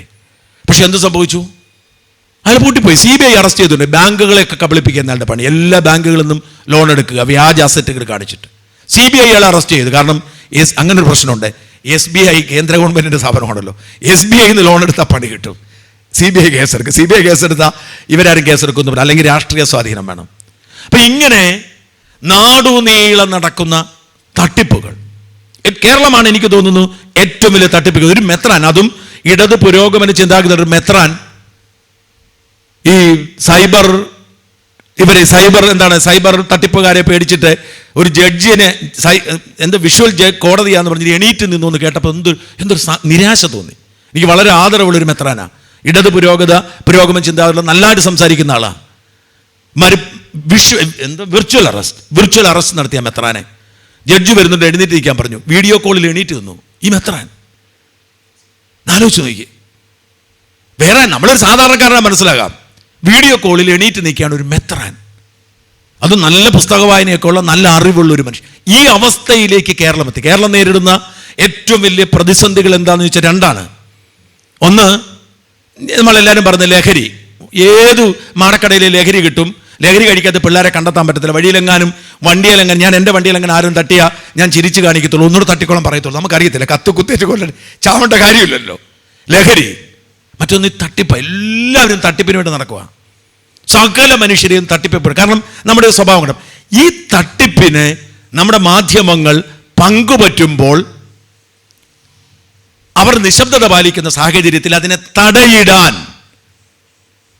മറുനാടനെ പോലുള്ള സോഷ്യൽ മീഡിയകൾക്ക് സാധിക്കുന്നുണ്ട് എന്നത് തന്നെയാണ്. എതിർക്കുന്നവരും ചീത്ത വിളിക്കുന്നവരും സംഘിയാണെന്ന് പറയുന്നവരും മുസ്ലിം വിരോധിയാണെന്ന് പറയുന്നവരും ഒക്കെ ജാതിമത ഭേദമന്യേ ഞങ്ങൾ കൈകാര്യം ചെയ്യുന്ന ഇത്തരം വാർത്തകൾ വിശ്വാസത്തോടെ എടുക്കുകയും അവരൊക്കെ പറയും നിങ്ങൾ അത്തരം വാർത്തകൾ മാത്രം ഫോക്കസ് ചെയ്യുമെന്ന് പറയും. എന്തുകൊണ്ടാണ്?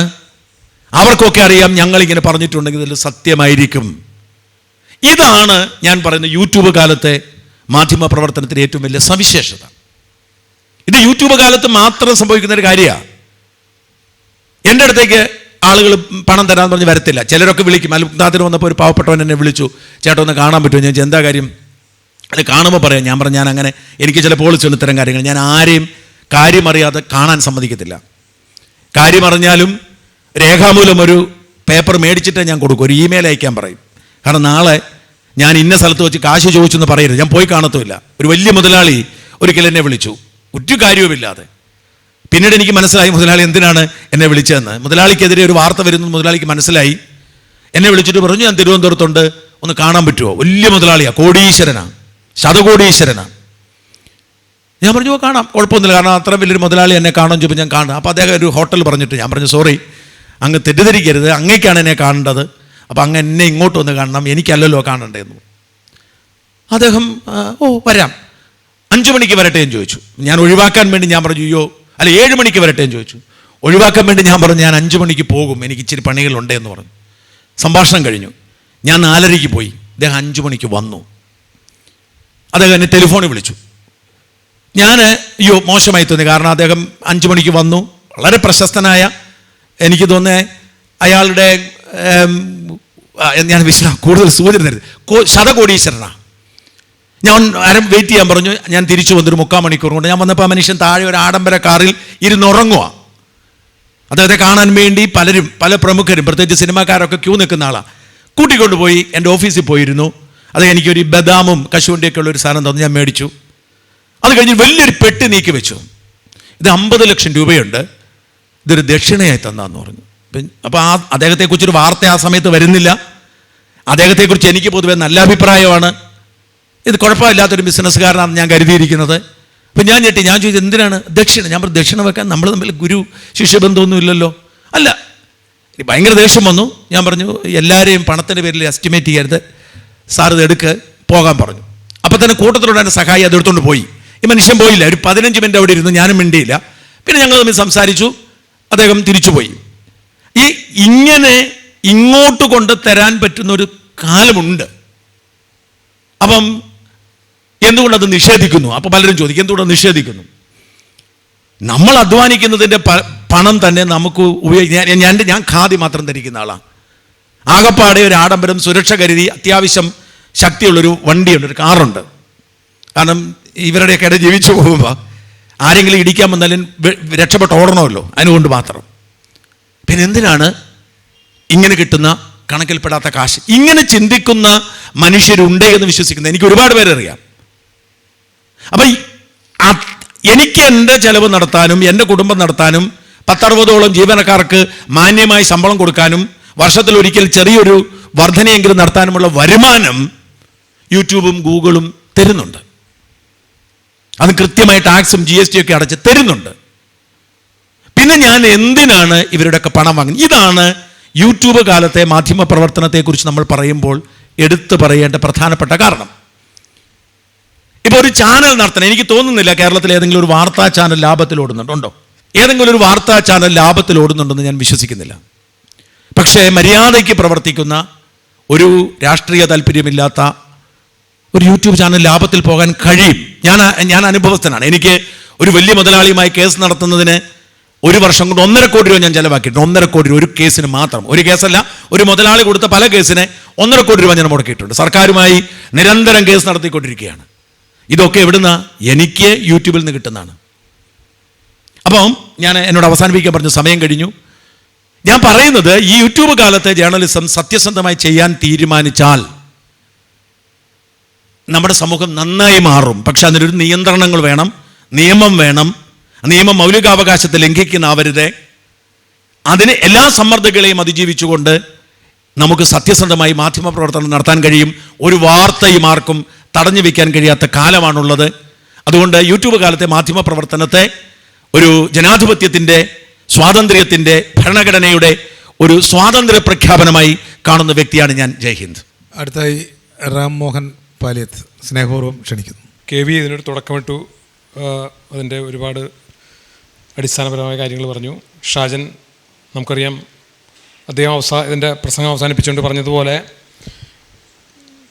ഈ നവമാധ്യമ ജേർണലിസത്തിൻ്റെ വലിയ സാധ്യതകൾ, സാമ്പത്തിക സാധ്യതകൾ തന്നെ, കൊടുത്ത വക്കീൽ ഫീസ് വരെ കണക്കായിട്ട് അക്കത്തിൽ തന്നെ പറഞ്ഞു. അപ്പോൾ അതിൻ്റെ ഒരു സാമ്പത്തിക സാധ്യതകൾ പറഞ്ഞു. അപ്പോൾ അങ്ങനെ ഒരുപാട്. ഇനിയിപ്പോൾ ഇവർ പറയുമ്പോൾ, ആരിഫ് ഹുസൈൻ പറയുമ്പോൾ, അതുപോലെ രമേശ് പറയുമ്പോഴൊക്കെ അതിൻ്റെ വേറെ പല പല വശങ്ങൾ പറയും. അപ്പം ഞാനിപ്പോൾ വളരെ ഏറ്റവും ഒടുവിലായിട്ട് ഇതിനെപ്പറ്റി ആലോചിച്ചുകൊണ്ടിരിക്കുന്ന ഒരു കാര്യം എന്താണെന്ന് വെച്ചാൽ, ഇപ്പം ഇന്ന് രാവിലെ തന്നെ നമ്മളെല്ലാവരും പലരും ഉണർന്ന് കുറച്ച് നേരം ഇങ്ങനെ കിടക്കുമല്ലോ, എന്നിട്ടാണല്ലോ എണീക്കുന്നത്. അപ്പോൾ സജീവൻ ഈ പരിപാടിക്ക് വിളിച്ചു. ഇവിടെ വന്ന് എന്ത് പറയുന്ന ആലോചിച്ചപ്പോൾ എനിക്കൊരു വാക്കുണ്ടാക്കാൻ തോന്നി, ഒരു വാക്കുണ്ടാക്കി. അതായത് നമ്മളെല്ലാവരും കേട്ടിട്ടുണ്ട് religion is opium of the people എന്ന്, കാറൽ മാർക്സിനെ അട്രിബ്യൂട്ട് ചെയ്യുന്നൊരു. പിന്നെ കാറൽ മാർക്സ് അങ്ങനെ പറഞ്ഞിട്ടില്ലെന്ന് പറയുന്നു. പിന്നെ എന്തൊക്കെയോ യുക്തിവാദക്കാരെന്താ പറയുക അറിയാറിഞ്ഞൂടാ.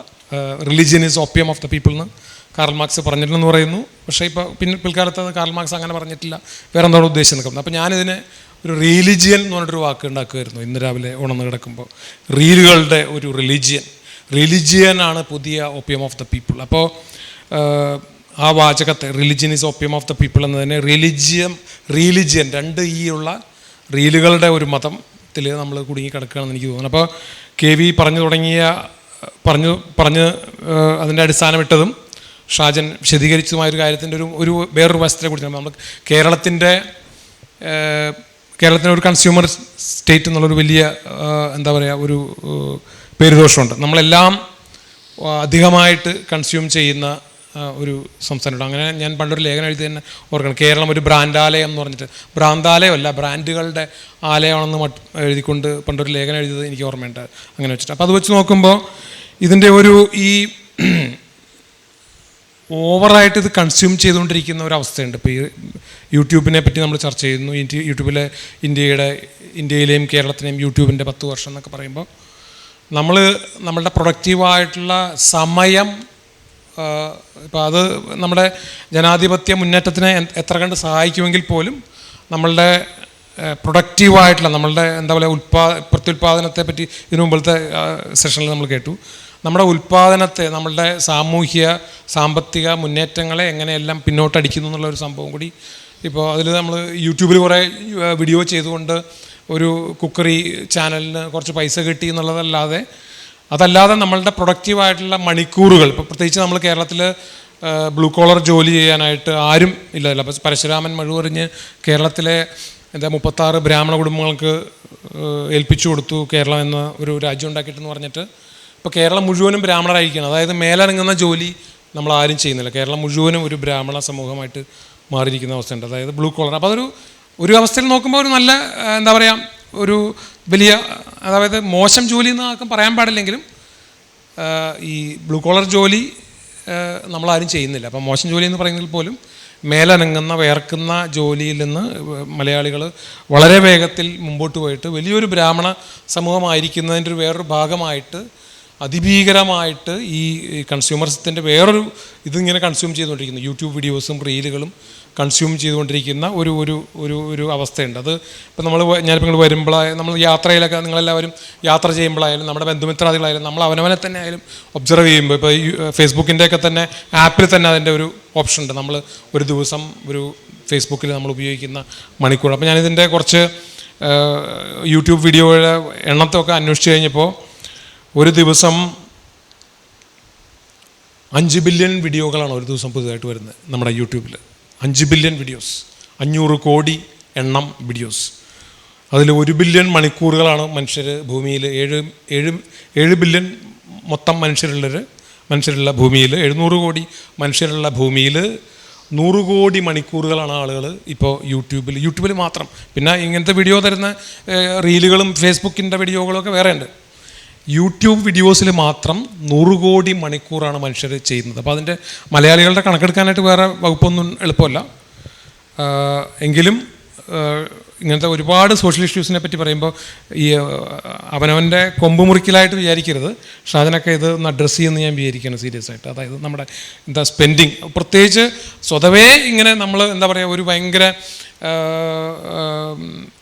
അൺപ്രൊഡക്റ്റീവായി മാറിക്കൊണ്ടിരിക്കുന്ന ഒരു സൊസൈറ്റിയിൽ വീണ്ടും നമ്മൾ ഒരുപാട് ശാരീരികവും മാനസികവുമായ ബുദ്ധിമുട്ടുകളുണ്ടാക്കുന്ന തരത്തിലേക്ക് ഇത് പോകുന്നുള്ളൊരവസ്ഥയിലേക്ക് വരുന്നുണ്ട്. ഇതിൻ്റെ വേറൊരു സംഭവം എന്ന് വെച്ചാൽ ഒരു ദിവസം 5,18,000 മണിക്കൂർ വീഡിയോകളാണ് ആൾക്കാർ അപ്ലോഡ് ചെയ്യുന്നത്. ഞാനടക്കം നിങ്ങളവിടെ ഇപ്പോൾ ഷാജനൊക്കെ കൂടുതൽ ചെയ്യുന്നുണ്ടാവും, ഇവിടെ ഇരിക്കുന്നവരും കുറേ പേര് ചെയ്യുന്നുണ്ടാവും. ഒരു ദിവസം 5,18,000 മണിക്കൂർ വീഡിയോസാണ് അപ്ലോഡ് ചെയ്യപ്പെടുന്നത് ഒരു ദിവസം. അതുപോലെ അത് ഒരു 26 ലക്ഷം വീഡിയോസ് വരും ഒരു ദിവസം യൂട്യൂബിലേക്ക് വരുന്നത്. അപ്പോൾ അതിൻ്റെ ഒരു മാർക്കറ്റാണ് നമ്മൾ ആലോചിക്കുന്നത്. മാർക്കറ്റ് എന്ന് പറഞ്ഞാൽ വൻതോതിൽ നമ്മളെല്ലാം ഇത് കണ്ടുകൊണ്ടിരിക്കുന്നു, ഇങ്ങനെ ചുണ്ണാമ്പ് പുരട്ടിക്കൊണ്ടിരിക്കുന്നു എന്നുള്ളൊരവസ്ഥയുണ്ട്. അപ്പോൾ അതിൻ്റെ ഒരു ഇപ്പോൾ നമ്മൾ ജനാധിപത്യത്തിനെ ഇതൊരു വലിയ നമ്മുടെ ഈ നവമാധ്യമങ്ങൾ ജനാധിപത്യത്തിനെ വലിയ രീതിയിൽ മുന്നോട്ട് കൊണ്ടുപോയി എന്ന് നമ്മൾ കെ വി പറഞ്ഞു തുടങ്ങുമ്പോൾ തന്നെ അതിൻ്റെ ഒരു അടുത്ത അവസ്ഥയിലേക്ക്, കാരണം ഇതിൻ്റെ ഒരു പ്രധാനപ്പെട്ട സംഗതി എന്ന് പറയുന്നത് നമ്മൾ ഈ നവമാധ്യമങ്ങളുടെ മുഴുവൻ ഉടമസ്ഥരെ അമേരിക്കയിൽ കേന്ദ്രീകരിച്ചിട്ടുള്ള 4 കമ്പനികളാണ്. ടെക് ജയൻസ് എന്ന് പറയുന്ന 4 കമ്പനികൾ. ഇപ്പോൾ എല്ലാം ഇപ്പോൾ യൂട്യൂബിനെ ഏറ്റെടുത്ത കാര്യം, അതുപോലെ നമ്മളെല്ലാം ഈ വാട്സപ്പ് എല്ലാം വളരെ ഒറ്റപ്പെട്ട സംരംഭകരുണ്ടാക്കിയതാണ്. പ്രധാനപ്പെട്ട ഇന്ന് കാണുന്ന വലിയ ജയൻസിനെ മുഴുവനും ഈ വലിയ ആപ്ലിക്കേഷൻസ് മുഴുവനും ഒറ്റപ്പെട്ട ചെറുകിട സംരംഭകർ.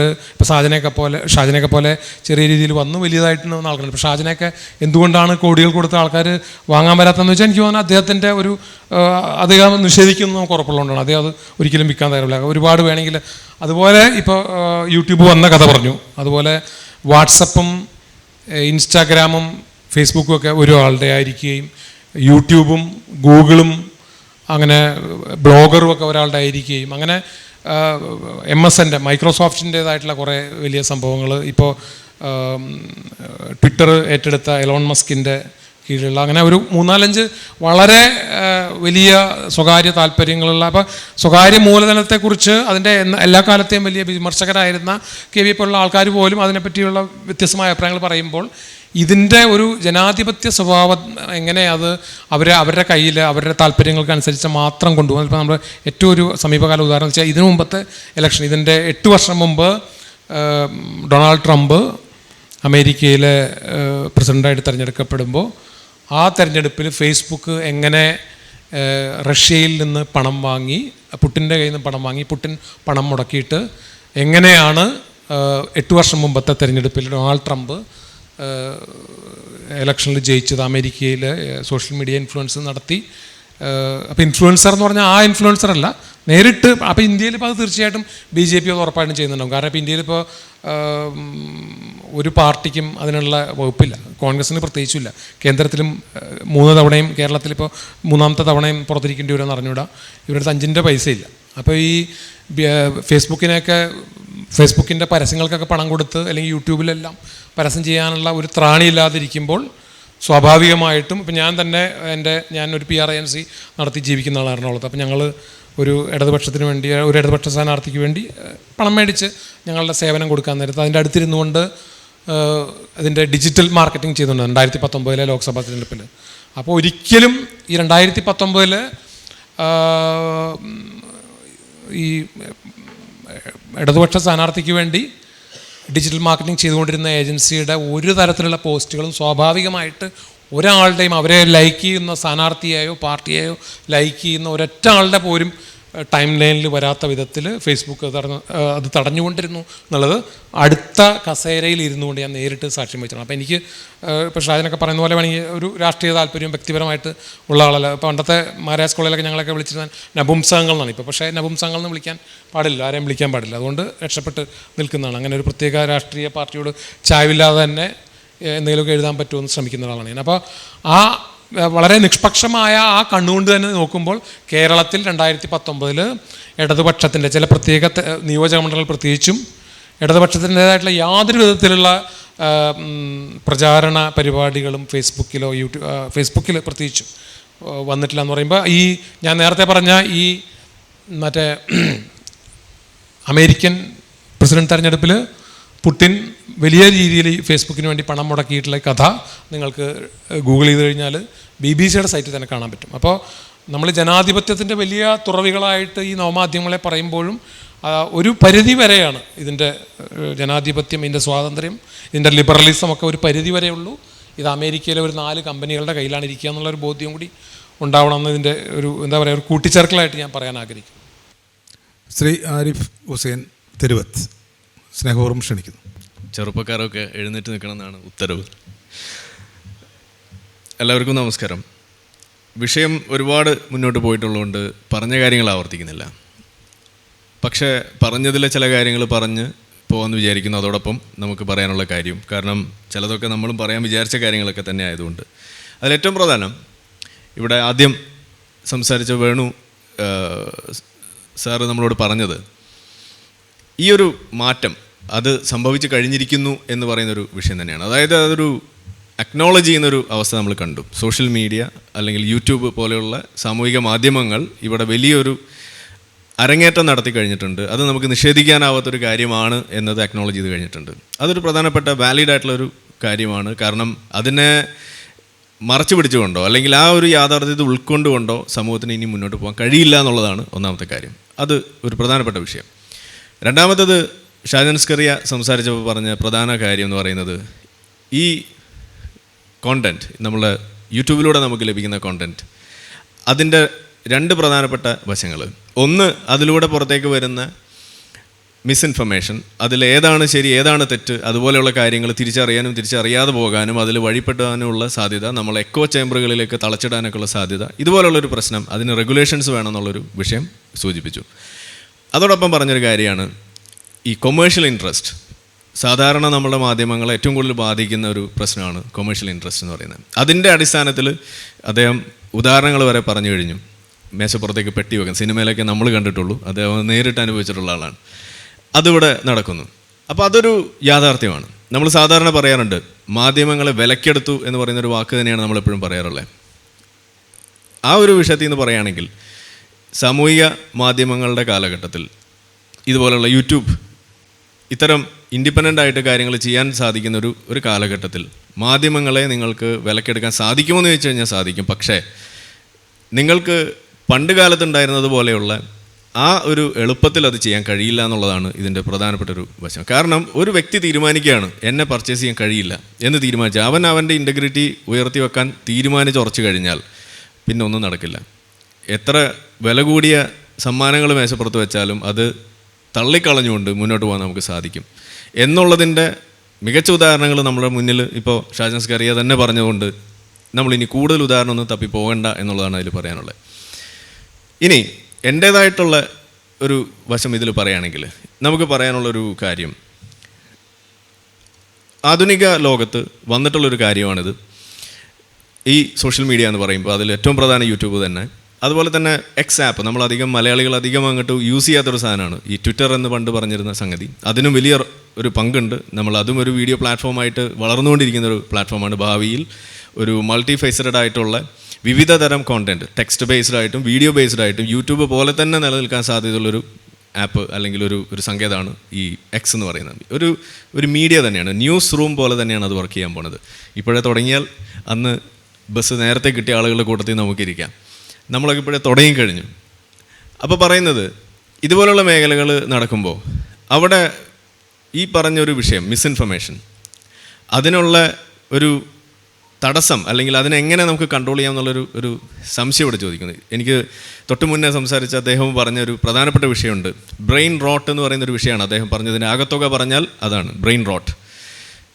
അതായത് റീലീജിയൻ എന്ന് പറയുന്ന ഒരു സംഗതി അദ്ദേഹം തന്നെ കോയിൻ ചെയ്ത വാക്കാണ്. അതെടുത്ത് പറയുകയാണെന്നുണ്ടെങ്കിൽ ലോ ക്വാളിറ്റി കോണ്ടൻറ്റ് അത് നിരന്തരം കണ്ടുകൊണ്ട് നമ്മൾ ടിക്ടോക്ക്, അതുപോലെ ഷോർട്സ്, റീൽസ്, ഏത് തന്നെ ആയാലും, ഇനിയിപ്പോൾ ലോങ് വീഡിയോസ് ആയാലും ശരി, അത് എന്ത് തന്നെ ആയാലും അത് നിരന്തരം കണ്ട് ആളുകൾ അവരുടെ ആ ഒരു പ്രവർത്തനക്ഷമതയിൽ കുറവ് വരുന്ന രീതിയിൽ അവർക്ക് തന്നെ മറ്റൊരു പണിയിലും ഏർപ്പെടാൻ പറ്റാത്ത രീതിയിൽ, അത് ബ്ലൂ കോർ വൈറ്റ് കോളർ എന്നൊന്നുമില്ല, ഒരു തരത്തിലും അവരുടെ ചിന്താശേഷി തന്നെ വർക്ക് ചെയ്യാത്ത രീതിയിലേക്ക് അവർ പോകുന്നൊരു അവസ്ഥാവിശേഷമുണ്ട്. അതിന് വഴിവെക്കുന്നൊരു പ്രശ്നം ഇവിടെ ഉണ്ട്. അതിന് കാരണം അത് മീഡിയയുടെ കുഴപ്പമല്ല, നമ്മളത് ഉപയോഗിക്കുന്ന ആളുകൾക്ക് അതിനകത്തൊരു ഏർപ്പെടുന്ന സമയത്തുണ്ടാകുന്ന ഒരു പ്രശ്നമാണ്. അവരതിനെ ഏത് രീതിയിലെടുക്കുന്നു. ഇപ്പോൾ ഒരാൾ സിഗരറ്റ് 2 വലിക്കുന്നവനും ചെയിൻ സ്മോക്കറും തമ്മിലുള്ള വ്യത്യാസം പോലെ തന്നെ അവൻ പറയും ഞാനൊരു റെസ്പോൺസിബിൾ സ്മോക്കറാണെന്നൊക്കെ പറയും. സംഗതി രണ്ടും പ്രശ്നമാണ്, പക്ഷേ എന്നാലും അവൻ പറയാ ഞാൻ റെസ്പോൺസിബിൾ ഡ്രിങ്കറാണെന്നൊക്കെ പറയും. പക്ഷേ ഇവിടെ അങ്ങനെയല്ല. ഇവിടെ നമുക്ക് ആവശ്യമുള്ളൊരു സാധനമാണ്, പക്ഷേ അതിൽ നമ്മളത് ഉപയോഗിക്കുന്ന സമയത്ത് അവിടെ ഒരു പ്രശ്നം വരുന്നു. അപ്പോൾ അതിനെങ്ങനെ കൺട്രോൾ ചെയ്യാം എന്നുള്ളതിൻ്റെ ഏറ്റവും വലിയൊരു ഉദാഹരണം തൊട്ട് മുന്നേ സംസാരിച്ച ആൾ പറഞ്ഞ പോലെ തന്നെ ഇതെല്ലാം കൺട്രോൾ ചെയ്യുന്നത് ചില ഭീമന്മാരാണെന്ന് പറയുമ്പോൾ അവിടെ ഒരു പ്രശ്നമുണ്ട്. ഇന്ന് ആധുനിക ലോകത്ത് ഇത്തരത്തിലുള്ള സെൻസർഷിപ്പ് അത് ഏതെങ്കിലും കമ്പനി നേരിട്ട് ചെയ്യുന്നതിന് പകരം ജനങ്ങൾ മൊത്തത്തിൽ ചെയ്യുന്ന ഒരു സെൻസർഷിപ്പ് അത് നടത്തിക്കൊണ്ട് മിസ്ഇൻഫർമേഷനെ, ഡിസ്ഇൻഫർമേഷൻ ഇതിനെയൊക്കെ ഫൈറ്റ് ചെയ്യുന്ന ഒരു നല്ല മോഡലുണ്ട് എന്നുണ്ടെങ്കിൽ അത് ഈ ട്വിറ്ററിൽ തന്നെയുള്ള മോഡലാണ്. എന്താണ് അവിടെ ചെയ്യുന്നത്? അവിടെ കമ്മ്യൂണിറ്റി നോട്ട്സ് എന്ന് പറഞ്ഞിട്ടൊരു സംവിധാനമാണ് അവരവിടെ ചെയ്യുന്നത്. അപ്പോൾ നിങ്ങൾ വായിക്കുന്ന ഒരു പോസ്റ്റ്, ഇപ്പോൾ അൽ മുക്തദർ ജ്വല്ലറിയുടെ ഒരു പരസ്യം നിങ്ങൾ കാണുകയാണ്. അപ്പോൾ നിങ്ങൾക്ക് ട്വിറ്ററിൽ ഇത് കാണുമ്പോൾ നിങ്ങൾക്ക് റിക്വസ്റ്റ് ചെയ്യാം, ഇത് സത്യമാണ്, ഇതിൽ ആർക്കെങ്കിലുമൊക്കെ തട്ടിപ്പിന് ഇരയായിട്ടുണ്ടോ എന്നൊരു ചോദ്യം നിങ്ങൾക്ക് ചോദിക്കാം. ഒരു കമ്മ്യൂണിറ്റി നോട്ട് വേണമെന്ന് നിങ്ങൾക്ക് അവിടെ ആവശ്യപ്പെടാം. അപ്പോൾ ഇത് സർക്കുലേറ്റ് ചെയ്യപ്പെടുന്ന കൂട്ടത്തിൽ ഈ മേഖലയിലുള്ള നിയമവിദഗ്ധർ, അതല്ലെങ്കിൽ ന്യൂസ് ആയിട്ടുള്ള അത് ഹാൻഡിൽ ചെയ്യുന്ന ആളുകൾ, ഇപ്പോൾ ഷാജൻ സ്കറിയക്ക് പോലും അതിനകത്ത് അതിൻ്റെ ഡോക്യുമെൻറ്റ്സ് അപ്ലോഡ് ചെയ്യാം, അതിൻ്റെ വിവരങ്ങൾ കൊടുക്കാം. അങ്ങനെ കൊടുത്തു കഴിഞ്ഞാൽ എന്താ ഉണ്ടാവുക? അടുത്തൊരു തവണ ഈ വാർത്ത വരുമ്പോൾ അതിൻ്റെ താഴെ ഈ വാർത്തയുടെ ഒപ്പം തന്നെയും ഇനി വരുമ്പോഴാണെങ്കിലും അതിൻ്റെ താഴെ ഓട്ടോമാറ്റിക്കലി ഒരു കമ്മ്യൂണിറ്റി നോട്ട് വരും, ഇത് സൂക്ഷിക്കണം, ഇതിനൊരു കുഴപ്പമുണ്ട് എന്ന് പറയുന്നൊരു സാധനം അവിടെ വരും. ഇതിപ്പോൾ നമ്മൾ ഏറ്റവും കൂടുതൽ ഉപയോഗിക്കുന്നത് ഹെൽത്ത് കെയർ മിസ്ഇൻഫർമേഷന് വേണ്ടിയിട്ടാണ്. ഈ ഹോമിയോപ്പതി, ആയുർവേദം എന്നൊക്കെ പറയുന്ന സംഗതി, ഡോക്ടർമാരുടെ ഡോക്ടർ ഡിഗ്രിയെക്കുറിച്ച് നേരത്തെ പറഞ്ഞു, ദണ്ണമുണ്ട്, എന്നാലും കുഴപ്പമില്ല.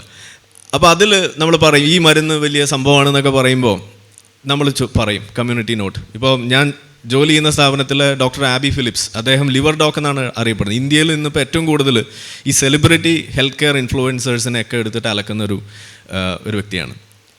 ഏറ്റവും ഒരു ഉദാഹരണം പറയുകയാണെന്നുണ്ടെങ്കിൽ നയൻതാര ഒരു പോസ്റ്റ് ഇട്ടു, ഞാനിങ്ങനെ എല്ലാ ദിവസവും ഹൈബിസ്കസ് എന്ന് പറയുന്ന സാധനം, നമ്മുടെ ചെമ്പരത്തി പൂവ്, അത് ചായയിലിട്ട് കുടിക്കാറുണ്ട്, അത് ഭയങ്കര നല്ലതാണെന്നൊക്കെ പറഞ്ഞൊരു പോസ്റ്റ് ഇട്ടു. ഇദ്ദേഹം നമ്മളുടെ ആബി ഡോക്ടർ അതിൻ്റെ താഴെ ഒരു കമ്മ്യൂണിറ്റി പോസ്റ്റ് ഇടുന്നു, അതിനെതിരെ പോസ്റ്റ് ഇടുന്നു. എല്ലാം കൂടി അങ്ങോട്ട് ആയിക്കഴിഞ്ഞതിന് ശേഷം പിന്നെ നയൻതാരയെക്കുറിച്ച് വാർത്ത വരുന്നു, നയൻതാര മാപ്പ് പറയുന്നു, എന്തെല്ലാം വരുന്നു. അത് വലിയൊരു പ്രശ്നമായി മാറുന്നു. അതേപോലെ പല പല വിഷയങ്ങൾ നമുക്ക് കാണാൻ സാധിക്കുന്നു. ഇപ്പോൾ ആളുകൾ അവർ തന്നെ ഈ കമ്മ്യൂണിറ്റി നോട്ട് റിക്വസ്റ്റ് ചെയ്യാനും അതിൻ്റെ ഇതുപോലുള്ള മിസ്ഇൻഫർമേഷൻ ആരെങ്കിലും ഷെയർ ചെയ്ത് കഴിഞ്ഞാൽ അതിൻ്റെ അടിയിൽ ഈ കമ്മ്യൂണിറ്റി നോട്ട് വരുന്ന അവസ്ഥയും വരുന്നു. ഇത് ഇലോൺ മസ്ക് അല്ല ചെയ്യുന്നത്, ഇത് ഏതെങ്കിലും കമ്പനി ഇരുന്നിട്ടല്ല ചെയ്യുന്നത്. ഇത് ഒരു അക്കൗണ്ടബിലിറ്റി, ഒരു കമ്മ്യൂണിറ്റി ഡ്രിവൺ അക്കൗണ്ടബിലിറ്റി, ഇതാണ് അവിടെ വരുന്നത്. അതായത് പൊതുസമൂഹം തന്നെ ഇതിനെതിരെ പ്രവർത്തിക്കുകയും ഈ മിസ്ഇൻഫർമേഷനെ തടയാൻ വേണ്ടി മുന്നോട്ട് വരുന്ന അവസ്ഥയാണ്. അപ്പോൾ നമ്മളിപ്പോൾ ഈ പറയുമ്പോൾ ഈ ഒരു സംവിധാനം ഇപ്പോൾ ഇന്നൊരു എക്സ് ആപ്പിലേ ഉള്ളൂ, ട്വിറ്ററിലേ ഉള്ളൂ. പക്ഷേ ഭാവിയിൽ ഇതെല്ലാ പ്ലാറ്റ്ഫോമിലേക്കും വരാം. ഇത് വളരെ മികച്ചൊരു സംവിധാനമായിട്ടാണ് ഇന്ന് ആളുകൾ ഇതിനെ വാഴ്ത്തുന്നത്. ഇത് യൂട്യൂബിലേക്ക് വരാം. നമ്മളിപ്പോൾ ഞാനൊരു കാര്യം പറയുന്നു, ഖുർആനിൽ ഒരു ആയത്ത് ഞാൻ പറയുമ്പോൾ അത് തെറ്റുന്നു, നമ്മളെ വിശ്വാസികൾക്ക് അവിടെ കമ്മ്യൂണിറ്റി നോട്ട്സ് ആവശ്യപ്പെടാം. അപ്പോൾ ഉസ്താദുമാർക്ക് പറയാം, അതുപോലെ മറ്റുള്ള ആളുകൾക്ക് പറയാം. എന്നിട്ട് അതിൻ്റെ ആ ഒരു റിസൾട്ട് അവിടെ കാണിക്കും. അപ്പോൾ പറയും ആരിഫ് പറഞ്ഞത് ശരിയാണ്, പിന്നെ ഈ ഒരാൾക്ക് ഒന്നും ചെയ്യാനുണ്ടാവില്ല. ഇതാണ് സംഭവിക്കാൻ പോകുന്നത് എന്ന് പറഞ്ഞ മാതിരി ഒരു കമ്മ്യൂണിറ്റി ഡ്രിവൺ സംഗതി വരുമ്പോൾ നമുക്ക് ഈ ബ്രെയിൻ റോട്ട് പോലുള്ള സംഗതികളെ ഫൈറ്റ് ചെയ്യാനും കൂടി പറ്റും. പിന്നെ അതുകൂടാതെ ഇൻ ഡിവൈസ് തന്നെ ഇതിനകത്ത് പ്രശ്നങ്ങൾ ചില വഴികൾ തുറന്നിട്ടുണ്ട്. ഇപ്പോൾ സ്ക്രീൻ ടൈം മോണിറ്റർ ചെയ്യുന്ന പരിപാടികൾ, അതുപോലെ തന്നെ മറ്റു പല സംവിധാനങ്ങളുണ്ട്. നമുക്ക് ആപ്പ് സെറ്റ് ചെയ്തുകൊണ്ട് ചെയ്യാൻ പറ്റുന്നുണ്ട്. ഈവൻ യൂട്യൂബിൽ, ഇപ്പോൾ യൂട്യൂബിനെ കുറിച്ചാണ് പറയുന്നത്, യൂട്യൂബിൽ തന്നെ സംവിധാനമുണ്ട്. നമ്മൾ ഇത്ര മണി വരെ ഇത് കണ്ടു കഴിഞ്ഞാൽ ഇത് തനിയെ അത് നമ്മളെ വാൺ ചെയ്യും, ഇത്ര സമയമായി, ഉറങ്ങേണ്ട സമയമായി എന്ന് നമ്മൾ വാൺ ചെയ്യുന്ന സംവിധാനം യൂട്യൂബിൽ തന്നെ ഉണ്ട്. ഇതൊക്കെ നമ്മൾ ഫലപ്രദമായിട്ട് ഉപയോഗിക്കണമെന്നുണ്ടെങ്കിൽ ഇതിനെക്കുറിച്ച് നമ്മൾ അറിയണം, ഈ ടെക്നോളജി നമ്മൾ അറിഞ്ഞാൽ മതി. അപ്പോൾ നമ്മൾ കാണുന്ന പ്രശ്നം ഒരു പ്രശ്നമായിട്ട് അംഗീകരിച്ച് കഴിയുമ്പോൾ ഇതിനെ സൊല്യൂഷൻ എന്താണ്, ഇതിനെ സോൾവ് ചെയ്യാൻ എന്ത് ചെയ്യാൻ പറ്റും? അത് യൂട്യൂബ് നിരോധിക്കലാണോ അതല്ലെങ്കിൽ വേറെ എന്തെങ്കിലും ആണോ എന്ന് ചിന്തിക്കുന്നതിന് പകരം ഇതിനെന്തെങ്കിലും വഴി എക്സിസ്റ്റിംഗ് ആയിട്ടുണ്ടോ, ഉണ്ടെങ്കിൽ അത് ഉപയോഗിച്ചിട്ട് നമ്മളുടെ ഈ പ്രശ്നം എങ്ങനെ പരിഹരിക്കാം, ഇല്ലെങ്കിൽ ഇതെങ്ങനെ പരിഹരിക്കാനുള്ള പുതിയ വഴികൾ കണ്ടെത്താം എന്ന് ചിന്തിച്ച് മുന്നോട്ട് പോകുക എന്നുള്ളതാണ് നമ്മുടെ മുന്നിലുള്ള വഴി. ഇതാണ് ഇതിൻ്റെ ഞാനിത് പറയുന്നത് കുറേ കൂടി ഒരു അപ്ലിക്കേഷൻ ലെവലിൽ നമ്മളിതിൻ്റെ യൂസർ എന്നുള്ള രീതിയിലും നമ്മളിത് പ്രൊഡ്യൂസ് ചെയ്യുന്നു എന്നുള്ള രീതിയിലും കൂടിയാണ് ഞാൻ പറഞ്ഞു വെക്കുന്നത്. അപ്പോൾ ഇത് ഒരു പ്രധാനപ്പെട്ട വശം. അപ്പോൾ ഇത്തരം കാര്യങ്ങൾ പേടിച്ചിട്ട് ഇതിനകത്ത് അഡിക്റ്റായി പോകുമോ എന്ന് പേടിച്ചിട്ട്, ബ്രെയിൻ റോട്ട് വരുമോ എന്ന് പേടിച്ചിട്ട്, അല്ലെങ്കിൽ നിങ്ങൾക്ക് എക്കോ ചേമ്പറിൽ പെട്ടുപോകുമോ എന്നൊക്കെ പേടിച്ചിട്ട് നിങ്ങൾ ഇത് കൺസ്യൂം ചെയ്യാതിരുന്നു കഴിഞ്ഞാൽ നഷ്ടം അത് നിങ്ങൾക്ക് തന്നെയാണ്. അപ്പോൾ അതുകൊണ്ട് ഇതിൽ നമുക്ക് അങ്ങനെ ഒരു ഭയത്തിൻ്റെ ആവശ്യമില്ല എന്നുള്ളതാണ് ആദ്യമേ എനിക്ക് പറഞ്ഞു വെക്കാൻ. ഇനി ഇന്ത്യ ഈ പറയുന്ന യൂട്യൂബിന് മുമ്പും ശേഷം എന്ന് പറഞ്ഞു കഴിഞ്ഞാൽ ഒരു വലിയ വ്യത്യാസമുണ്ട്. അതെൻ്റെ ജീവിതത്തിൽ തന്നെ ഞാൻ കണ്ടിട്ടുള്ളൊരു കാര്യമാണ്. പണ്ട് ഇതുപോലെ നമുക്കിപ്പോൾ എന്തെങ്കിലും വിപ്ലവാത്മകമായ എന്തെങ്കിലും ഒരു കാര്യം പറയണമെന്ന് വിചാരിക്കാം, നമ്മൾ പറഞ്ഞു കഴിഞ്ഞാൽ ആരും കേൾക്കാൻ പോകുന്നില്ല. ഞാനിങ്ങനെ പണ്ടൊക്കെ നമ്മളും എല്ലാവരും നിങ്ങളൊക്കെ പോലെ ഫേസ്ബുക്കിൽ എഴുതും. യൂട്യൂബ് വന്ന് പിന്നെ ഇല്ല, ഫേസ്ബുക്കിൽ നമ്മൾ എഴുതിയിടുന്നു, ആരെങ്കിലുമൊക്കെ വന്ന് ലൈക്ക് ചെയ്യും, 10 ദിവസം നമ്മൾ വെയിറ്റ് ചെയ്യും, 10 ലൈക്ക് 15 ലൈക്കൊക്കെ കിട്ടുന്നൊരു കാലം. അപ്പോൾ നമ്മൾ എന്താ ചെയ്തിരുന്നത്? അന്ന് ഇതുപോലെ സോഷ്യൽ മീഡിയയിൽ നിറഞ്ഞു നിന്നിരുന്ന ആളുകളുടെ ഇൻബോക്സിൽ ചെല്ലും, എന്നിട്ട് പറയും, ചേട്ടാ ഇതിനെക്കുറിച്ചൊന്ന് പറയൂ, ഇതൊന്ന് നിങ്ങളൊന്ന് ആലോചിക്കൂ, ഇത് പറയേണ്ടതല്ലേ, നിങ്ങളൊന്ന് പറഞ്ഞാൽ നന്നായിരിക്കും, നിങ്ങൾ പറഞ്ഞാൽ 10 ആൾ കേൾക്കും, ഒന്ന് പറയൂ എന്ന് പറയുമ്പോൾ അവർ ജാട ഇറക്കും നമ്മളെടുത്ത്, ആലോചിക്കട്ടെ എന്നൊക്കെ പറയും. ഇന്നിപ്പോൾ ഉള്ള കാഴ്ച എന്താണെന്ന് പറഞ്ഞു കഴിഞ്ഞാൽ യൂട്യൂബ് വന്നതിന് ശേഷം നമ്മൾ യൂട്യൂബിലേക്ക് ഇറങ്ങിയതിനുള്ള ശേഷം എന്താ പറയുക, അന്ന് നമ്മൾ അവിടെ പോയി റിക്വസ്റ്റ് ചെയ്തിരുന്ന ആളുകൾ ഇന്ന് നമ്മളുടെ ഇൻബോക്സിൽ വന്നിട്ട് പറയണം ആരിഫ് ഇതിനെക്കുറിച്ച് പറയൂ എന്ന് പറയുമ്പോൾ അതൊരു സന്തോഷം തന്നെയാണ്. ഇതാണ് നമ്മൾ കണ്ടിട്ടുള്ള ആ വലിയൊരു മാറ്റം എന്ന് പറയുന്നത്. അപ്പോൾ എന്താ അവർ കാണുന്നത്? അവർക്ക് മനസ്സിലായി ഇത് പറയണമെന്നുണ്ടെങ്കിൽ ന്യൂസ് നമ്മളെ കൺവെൻഷണൽ മീഡിയനെ ഡിപ്പെൻഡ് ചെയ്തിട്ട് കാര്യമില്ല. പല കാര്യങ്ങളിലും അങ്ങനെ തന്നെയാണ്. അക്കാര്യത്തിൽ എനിക്ക് ചില വിയോജിപ്പ് ഇവിടെ ഷാജൻ സ്കറിയോടും കൂടി പറയാനുണ്ട്. കാരണം ഇപ്പോൾ ഈ മദ്രസ പീഡനം അതുപോലെ ഈ സർക്കംസിഷൻ സംബന്ധിച്ചുള്ള കാര്യങ്ങളൊക്കെ പറയുമ്പോൾ അദ്ദേഹം പലപ്പോഴും വാർത്തകൾ അത് ഒളിപ്പിച്ച് വെച്ചിട്ടുണ്ട്. പക്ഷേ മറ്റ് ചില മീഡിയ കൊടുക്കും. ആ കൊടുക്കുന്ന സമയത്ത് അവർ സംഘി ചാനലാണ് എന്ന് പറഞ്ഞിട്ട് അതിനെ ഒതുക്കുകയും ചെയ്യും. ഇതാണ് സംഭവിക്കുന്നത്. അപ്പോൾ മീഡിയകൾക്ക് ഭയമുണ്ട്. ഞാൻ 69 ദിവസം പ്രായമായൊരു കുട്ടി തൊടുപുഴയിൽ മരിക്കുന്നു. അപ്പോൾ അത് ആ സംഭവിക്കുന്ന സമയത്ത് തന്നെ ആ ഹോസ്പിറ്റലിൽ ഉണ്ടായിരുന്ന ഇടുക്കിയിലുള്ള നമ്മളൊരു സുഹൃത്ത്, എസൻസിൻ്റെ ഒക്കെ ഒരു പ്രവർത്തകനായിട്ടുള്ള നമ്മൾ സുഹൃത്താണ്. അദ്ദേഹം അപ്പം തന്നെ എനിക്ക് അതിൻ്റെ ഡീറ്റെയിൽസ് ഒക്കെ അയച്ചു തന്നു. ഇങ്ങനൊരു സംഭവം ഡോക്ടർ എന്തെങ്കിലും ചെയ്യണം എന്ന് പറഞ്ഞു എന്നോട്. അപ്പോൾ ഡീറ്റെയിൽ ചോദിച്ചു. അപ്പോൾ കേസിൻ്റെ FIR സംഗതി ഇതെല്ലാം നമുക്ക് അയച്ചു തരികയാണ്. എന്നിട്ട് ഞാനപ്പോൾ അതൊരു ചെറിയൊരു പോസ്റ്റാക്കി ഇങ്ങനെ വാർത്തയുടെ ഒരു ചുരുക്കം എഴുതി എൻ്റെ കയ്യിലുള്ള മീഡിയ എല്ലാവർക്കും നമ്മൾ അയച്ചു കൊടുക്കുകയാണ്. ഒരാളും ഇത് പബ്ലിഷ് ചെയ്യാൻ തയ്യാറല്ല, ഇൻക്ലൂഡിങ് ജനം TV പോലും പബ്ലിഷ് ചെയ്യാൻ തയ്യാറല്ല എന്ന് പറഞ്ഞാൽ നിങ്ങൾ ആലോചിച്ച് നോക്കും. അന്നാണ് എനിക്ക് ഈ സംഘികളോട് ഇത്രയും വലിയ ഒരു വെറുപ്പ് വന്നത്. നിങ്ങളൊക്കെ സംഘികളാണോ എന്ന് വരെ ഞാൻ ചോദിച്ചു പോയി. എന്നിട്ട് പോലും നിങ്ങൾ പബ്ലിഷ് ചെയ്യുന്നില്ലല്ലോ. അവർ പോലും പറഞ്ഞു ഇത് ഒരു പർട്ടിക്കുലർ കമ്മ്യൂണിറ്റിക്കെതിരുള്ളതാണ്, ഇത് പറഞ്ഞാൽ ശരിയാവില്ല എന്ന് പറഞ്ഞിട്ട് അവർ പബ്ലിഷ് ചെയ്തില്ല. നമ്മൾ വെയിറ്റ് ചെയ്യാമെന്നൊക്കെയാണ് പറയുന്നത്. അങ്ങനെ എനിക്കറിയില്ലായിരുന്നു. Yes, okay.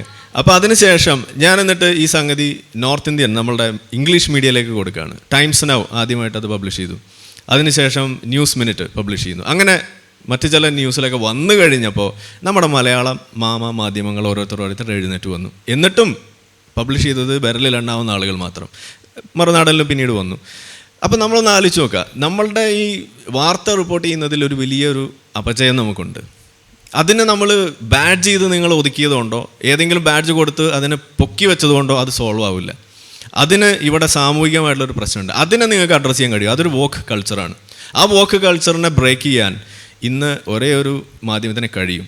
ആ മാധ്യമം എന്ന് പറയുന്നത് ഇതേപോലെയുള്ള ഇൻഡിപെൻഡൻ്റ് ആയിട്ടുള്ള ന്യൂസ് മീഡിയ ഹൗസസിന് മാത്രമേ കഴിയുള്ളൂ. അപ്പോൾ അവിടെ എന്താ സംഭവിക്കുന്നത്? ഇവിടെ സംഭവിക്കുന്നത് ആദ്യം പറഞ്ഞത് ഈ പറഞ്ഞ എന്താ പറയുക ഡീകൊമേഴ്ഷ്യലൈസേഷൻ ഓഫ് ന്യൂസ് റൂംസ് അല്ലെങ്കിൽ ന്യൂസ് മീഡിയ, ഇതാണ് അവിടെ സംഭവിക്കുന്നത്. കൊമേഴ്ഷ്യൽ ആക്ടിവിറ്റിയാണ്. പക്ഷേ കൊമേഴ്സിന് ബന്ധപ്പെട്ട് മാത്രമല്ല അത് കിടക്കുന്നത്. ഞാനിപ്പോൾ ഒരു വീഡിയോ ചെയ്താൽ അതിൻ്റെ പരസ്യം ഞാനല്ല നിശ്ചയിക്കുന്നത്, അത് ഗൂഗിളാണ് നിശ്ചയിക്കുന്നത്. അതിന് കമ്മ്യൂണിറ്റി വയലേഷൻസ് ഉണ്ടെങ്കിൽ ഗൂഗിൾ ആഡ് തരില്ല. അതുകൊണ്ട് തന്നെ നമുക്കൊക്കെ മിക്ക വീഡിയോയ്ക്കും യെല്ലോ ഐക്കണാണ്. അത് എല്ലാം കഴിഞ്ഞ് 4-5 ദിവസം കഴിയുമ്പോഴാണ് അവർ വെരിഫിക്കേഷനൊക്കെ വരുമ്പോൾ നമുക്ക് ആഡുമായിട്ട് വരുന്നത്. ഇതാണ് നമ്മളുടെയൊക്കെ അവസ്ഥ വരുന്നത്. എന്താ കാരണം? ഇതുപോലുള്ള വെരിഫിക്കേഷനും ഈ കമ്മ്യൂണിറ്റി വയലേഷനും അവരാണ് മോണിറ്റർ ചെയ്യുന്നത്.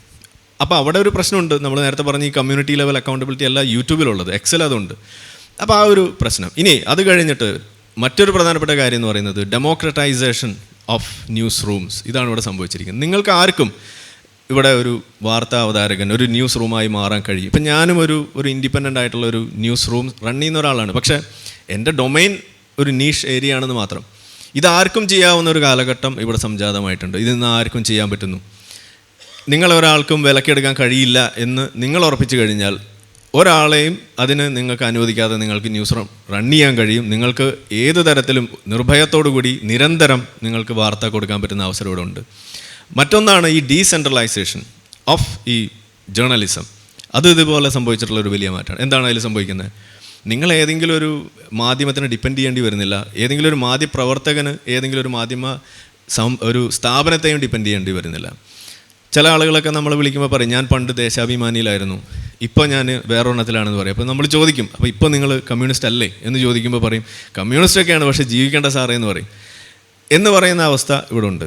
അപ്പോൾ എന്താ കാര്യം? നമ്മളുടെ നിലനിൽപ്പ് പോലും ഡിപ്പെൻഡ് ചെയ്യുന്നത് സ്ഥാപനത്തിനെ അടിസ്ഥാനപ്പെടുത്തിയിട്ടാവുന്നു. നമ്മൾ പുറത്തേക്ക് വിടുന്ന വാർത്തയുടെ അടിസ്ഥാനത്തിലല്ല. അവിടെയാണ് ഷാജൻ സ്കറിയെ പോലെയുള്ള ആളുകൾ വ്യത്യസ്തനാവുന്നത്. കാരണം അദ്ദേഹത്തിൻ്റെ നിലനിൽപ്പും ആ ഒരു മുന്നോട്ടുള്ള പോക്ക് നമ്മൾ സൂക്ഷ്മമായിട്ട് വീക്ഷിച്ചു കഴിഞ്ഞാൽ, ഇപ്പം എൻ്റെ തന്നെയാണെങ്കിൽ നമ്മൾ നോക്കിക്കഴിഞ്ഞാൽ നമ്മൾ പറയുന്ന കാര്യങ്ങളിൽ ഒരു പ്രശ്നം ഉണ്ടെങ്കിൽ അത് അധികം നാൾ മുന്നോട്ട് പോകില്ല. കാരണം ഇത് ഒരാളല്ല കാണുന്നത്, ഇത് അനേകം മില്യൺ കണക്കിന് ആളുകൾ കാണുന്ന സംഗതിയാവുമ്പോൾ അതിനകത്തുള്ള ഫീഡ്ബാക്ക് നമുക്ക് റിയൽ ടൈമിൽ കിട്ടാൻ പറ്റുമ്പോൾ, അതിനുള്ള റിയൽ ടൈം ഫീഡ്ബാക്ക് കിട്ടാൻ വേണ്ടി നമ്മൾ കൂടുതൽ ലൈവായിട്ടും ഓൺ കോൾ ഇതുപോലെയുള്ള പരിപാടികളായിട്ടും ഇതെല്ലാം നമ്മൾ ചെയ്യുന്നതിൻ്റെ ഭാഗമായിട്ട് നിരന്തരം നമുക്ക് നമ്മളുടെ ഭാഗം ക്ലിയറാക്കി മുന്നോട്ട് പോകാൻ കഴിയുന്നു എന്നുള്ളത് തന്നെയാണ് ഇതുപോലുള്ള സംഗതികളുമായിട്ട് നമുക്ക് മുന്നോട്ട് പോകാൻ നമുക്ക് സാധിക്കുന്നത്. ഇതും ഒരു പ്രധാനപ്പെട്ട ഒരു ഫ്യൂച്ചറിസ്റ്റിക് ആയിട്ടുള്ള ഒരു വശമായിട്ട് നമുക്ക് ഇതിനകത്ത് കാണാൻ കഴിയും. ഇനി മറ്റൊരു സംഗതിയാണ് ഇതിൽ സംഭവിക്കുന്ന ആ മാറ്റത്തെ നിങ്ങൾക്ക് എന്ത് പേരിട്ട് വിളിക്കാൻ പറ്റുന്നുള്ളതാണല്ലോ. അതിനെ ഒരു പേഴ്സണലൈസ്ഡ് ആയിട്ടുള്ള ഒരു മീഡിയ, അതാണ് ഇവിടെ സംഭവിച്ചിരിക്കുന്നത്. അതായത് നിങ്ങൾക്ക് പണ്ടൊക്കെ പറയുമ്പോൾ ഒരു പത്രത്തെക്കുറിച്ച് ഓർമ്മ വരും, അല്ലെങ്കിൽ ഏതെങ്കിലും ഒരു ചാനലിനെ കുറിച്ച് ഓർമ്മ വരുന്നു എന്നത് പതിയെ മാറിക്കൊണ്ട് ഇനി വാർത്തകൾ കേൾക്കണമെന്നുണ്ടെങ്കിൽ, കാണണമെന്നുണ്ടെങ്കിൽ നിങ്ങൾക്ക് ചില വ്യക്തികളുടെ മുഖത്തെ കുറിച്ചായിരിക്കും ഇനി ഓർമ്മ വരിക. ഇപ്പോൾ നാഷണൽ ഇൻട്രസ്റ്റിലുള്ള എന്തെങ്കിലും കാര്യത്തെക്കുറിച്ച് കേൾക്കണമെന്നുണ്ടെങ്കിൽ നിങ്ങളുടെ മനസ്സിലേക്ക് ശേഖർ ഗുപ്ത വരുന്നു, അതല്ലെങ്കിൽ രവീഷ് വരുന്നു, അതല്ലെങ്കിൽ ഫയെ ഡിസൂസ വരുന്നു, അതല്ലെങ്കിൽ ബർഖാദത്ത് വരുന്നു. കേരളത്തിലേക്ക് വരണമെന്നുണ്ടെങ്കിൽ ഷാജൻ സ്കറിയ വരുന്നു, അതല്ലെങ്കിൽ അതുപോലെയുള്ള ചില ആളുകൾ വരുന്നു. ഇപ്പോൾ AP അഹമ്മദ് മാഷ് ഇതേപോലെ ചില വാർത്തകൾ അവലോകനങ്ങളൊക്കെ നടത്തുന്നു. അങ്ങനെ ചില ആളുകളായിട്ട് മാറുന്നു. സാമ്പത്തിക രംഗത്തെക്കുറിച്ചുള്ള സംഗതികൾ ഇപ്പോൾ വാരീഖു എന്ന് പറയുന്ന ആൾ. ഇനി അതുമല്ല, കുറച്ചും കൂടി ഒരു മോഡേൺ ഈ എസ്റ്റാബ്ലിഷ് ആയിട്ടുള്ള മീഡിയ ഹൗസുമായിട്ടൊന്നും ബന്ധമില്ലാത്ത പുതിയ ആളുകളെയാണെന്നുണ്ടെങ്കിൽ ഇപ്പോൾ ധ്രുവ് രാട്ടി ഏറ്റവും കൂടുതൽ ആളുകൾക്ക് അറിയുന്ന ഒരു കാര്യമാണ്. അതുപോലെ ഇപ്പോൾ അഭിമന്യു നിങ്ങൾക്ക് ഇഷ്ടപ്പെടാത്ത സൈഡിലാണ്, പക്ഷേ ഇതേപോലെ നാഷണൽ ലെവലിൽ നിറഞ്ഞു നിൽക്കുന്ന ആളാണ്. ദേശ് ഭക്ത് എന്ന് പറഞ്ഞിട്ട് മറ്റൊരാൾ ഇതേപോലെ നിറഞ്ഞു നിൽക്കുന്ന ഒരാളാണ്. ഇതുപോലെ കുറേ ആളുകളുണ്ട്. അപ്പോൾ ഈ തരം വാർത്തകൾ വരുമ്പോൾ കേരളത്തിലിപ്പോൾ ഇസ്ലാമുമായി ബന്ധപ്പെട്ട എന്തെങ്കിലും ഒരു സാധനം, അല്ലെങ്കിൽ ഈ ഇസ്ലാമിക് ടെററിസം, അല്ലെങ്കിൽ ഈ നമ്മളുടെ നാഷണൽ സെക്യൂരിറ്റി ഇതുമായി ബന്ധപ്പെട്ടിട്ട്, ടെററിസവുമായി ബന്ധപ്പെട്ടിട്ട് ഇങ്ങനെയുള്ള വിഷയങ്ങളിൽ ഏതെങ്കിലും ഒരു സംഗതിയെക്കുറിച്ച് അറിയണം, അതിനെക്കുറിച്ച് ഒന്ന് നോക്കണമെന്ന് ആരെങ്കിലും നോക്കിക്കഴിഞ്ഞാൽ മിക്കവാറും ആളുകൾ വരുന്നൊരു ചാനൽ നമ്മുടെ ചാനലാണ്. അങ്ങനെയായി മാറിയിട്ടുണ്ട്. അപ്പോൾ ഓരോ ആളുകളും അതിനകത്തൊരു ഒരു പേഴ്സണലൈസ്ഡ് അപ്രോച്ച് അതിനകത്തേക്ക് കൊണ്ടുവരാൻ കഴിയണം. അതുകൊണ്ട് തന്നെ നമ്മളുടെ വ്യൂ പോയിന്റിൽ നോക്കും, ആസ് എ കോണ്ടന്റ് ക്രിയേറ്റർ നമ്മൾ കാണുമ്പോൾ നമ്മളെ ഗ്രൂപ്പ് ചെയ്യാൻ കഴിയുന്ന എവിടെയാണ്, അതൊരു ഇൻഡിപെൻഡൻ്റ് ആയിട്ടുള്ള ഒരു ന്യൂസ് ഇൻഫ്ലുവൻസർ എന്നുള്ള ലെവലിലേക്കാണ് ഇത് മാറുക. അപ്പോൾ ഇത് ആർക്കും ആകാം.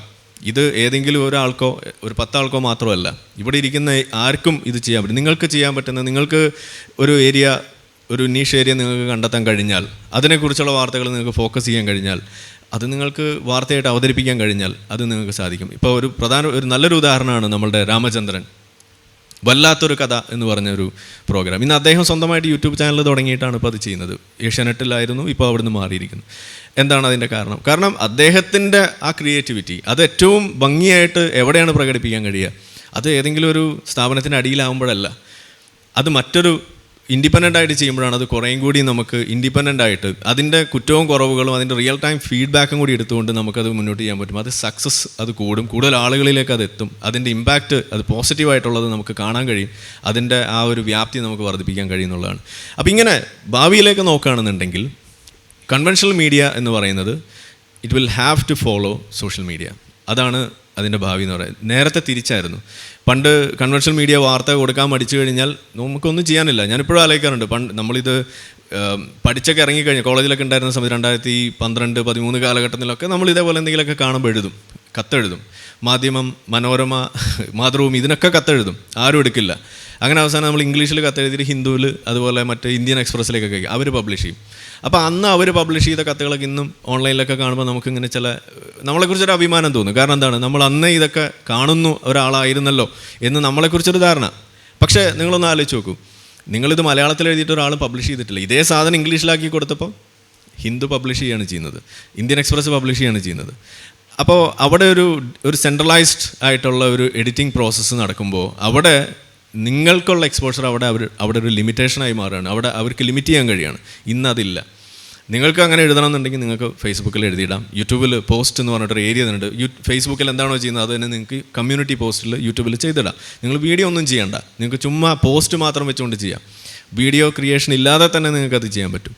ആർക്കും ചെയ്യാൻ പറ്റുന്ന കാര്യമാണ്. അപ്പോൾ ഇതൊക്കെ ചെയ്തിട്ടാണെങ്കിലും കുറേയും കൂടിയും എക്കോ ചേംബറിൻ്റെ ആ ഒരു പ്രശ്നം പോലും നമുക്ക് ലിമിറ്റ് ചെയ്യാൻ പറ്റുന്ന ഒരു ഏരിയയാണ് യൂട്യൂബ് എന്നാണ് ഞാൻ വിശ്വസിക്കുന്നത്. കാരണം ഫേസ്ബുക്കിനുമൊക്കെ അങ്ങനെ ഒരു സ്വഭാവമുണ്ട്. കുറേയും കൂടി ഒരു എക്കോ ചേംബർ ക്രിയേഷൻ കുറച്ച് കൂടുതലാണ് അവിടെ. ബ്രെയിൻ റോട്ടിനുള്ള സാധ്യത അവിടെ കൂടുതലാണ്. ഈ ഇൻസ്റ്റാഗ്രാം ആയാലും ഈ ഫേസ്ബുക്ക് മെറ്റ പ്ലാറ്റ്ഫോമിൽ മൊത്തത്തിൽ അങ്ങനെ ഒരു കുഴപ്പമുണ്ട്. പക്ഷേ യൂട്യൂബിൽ കുറേയും കൂടിയും അൽഗോരിതം അവർ ചുമ്മാ ടെസ്റ്റ് ചെയ്യും. അതായത് 100% ആ സെയിം അൽഗോരിതത്തിലല്ല അവർ പോവുക.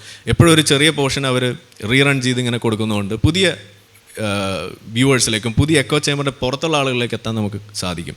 അപ്പോൾ അതും കൂടി നമ്മൾ എഡ്യൂക്കേറ്റഡ് ആവുക എന്നുള്ളതാണ് ഇത്തരം പ്രശ്നങ്ങളെ മുൻകൂട്ടി കണ്ട് നമുക്കിതൊരു ഹെൽത്തി കൺസെപ്ഷനാക്കി നമുക്ക് മാറ്റാൻ പറ്റുന്നതിൻ്റെ വഴി.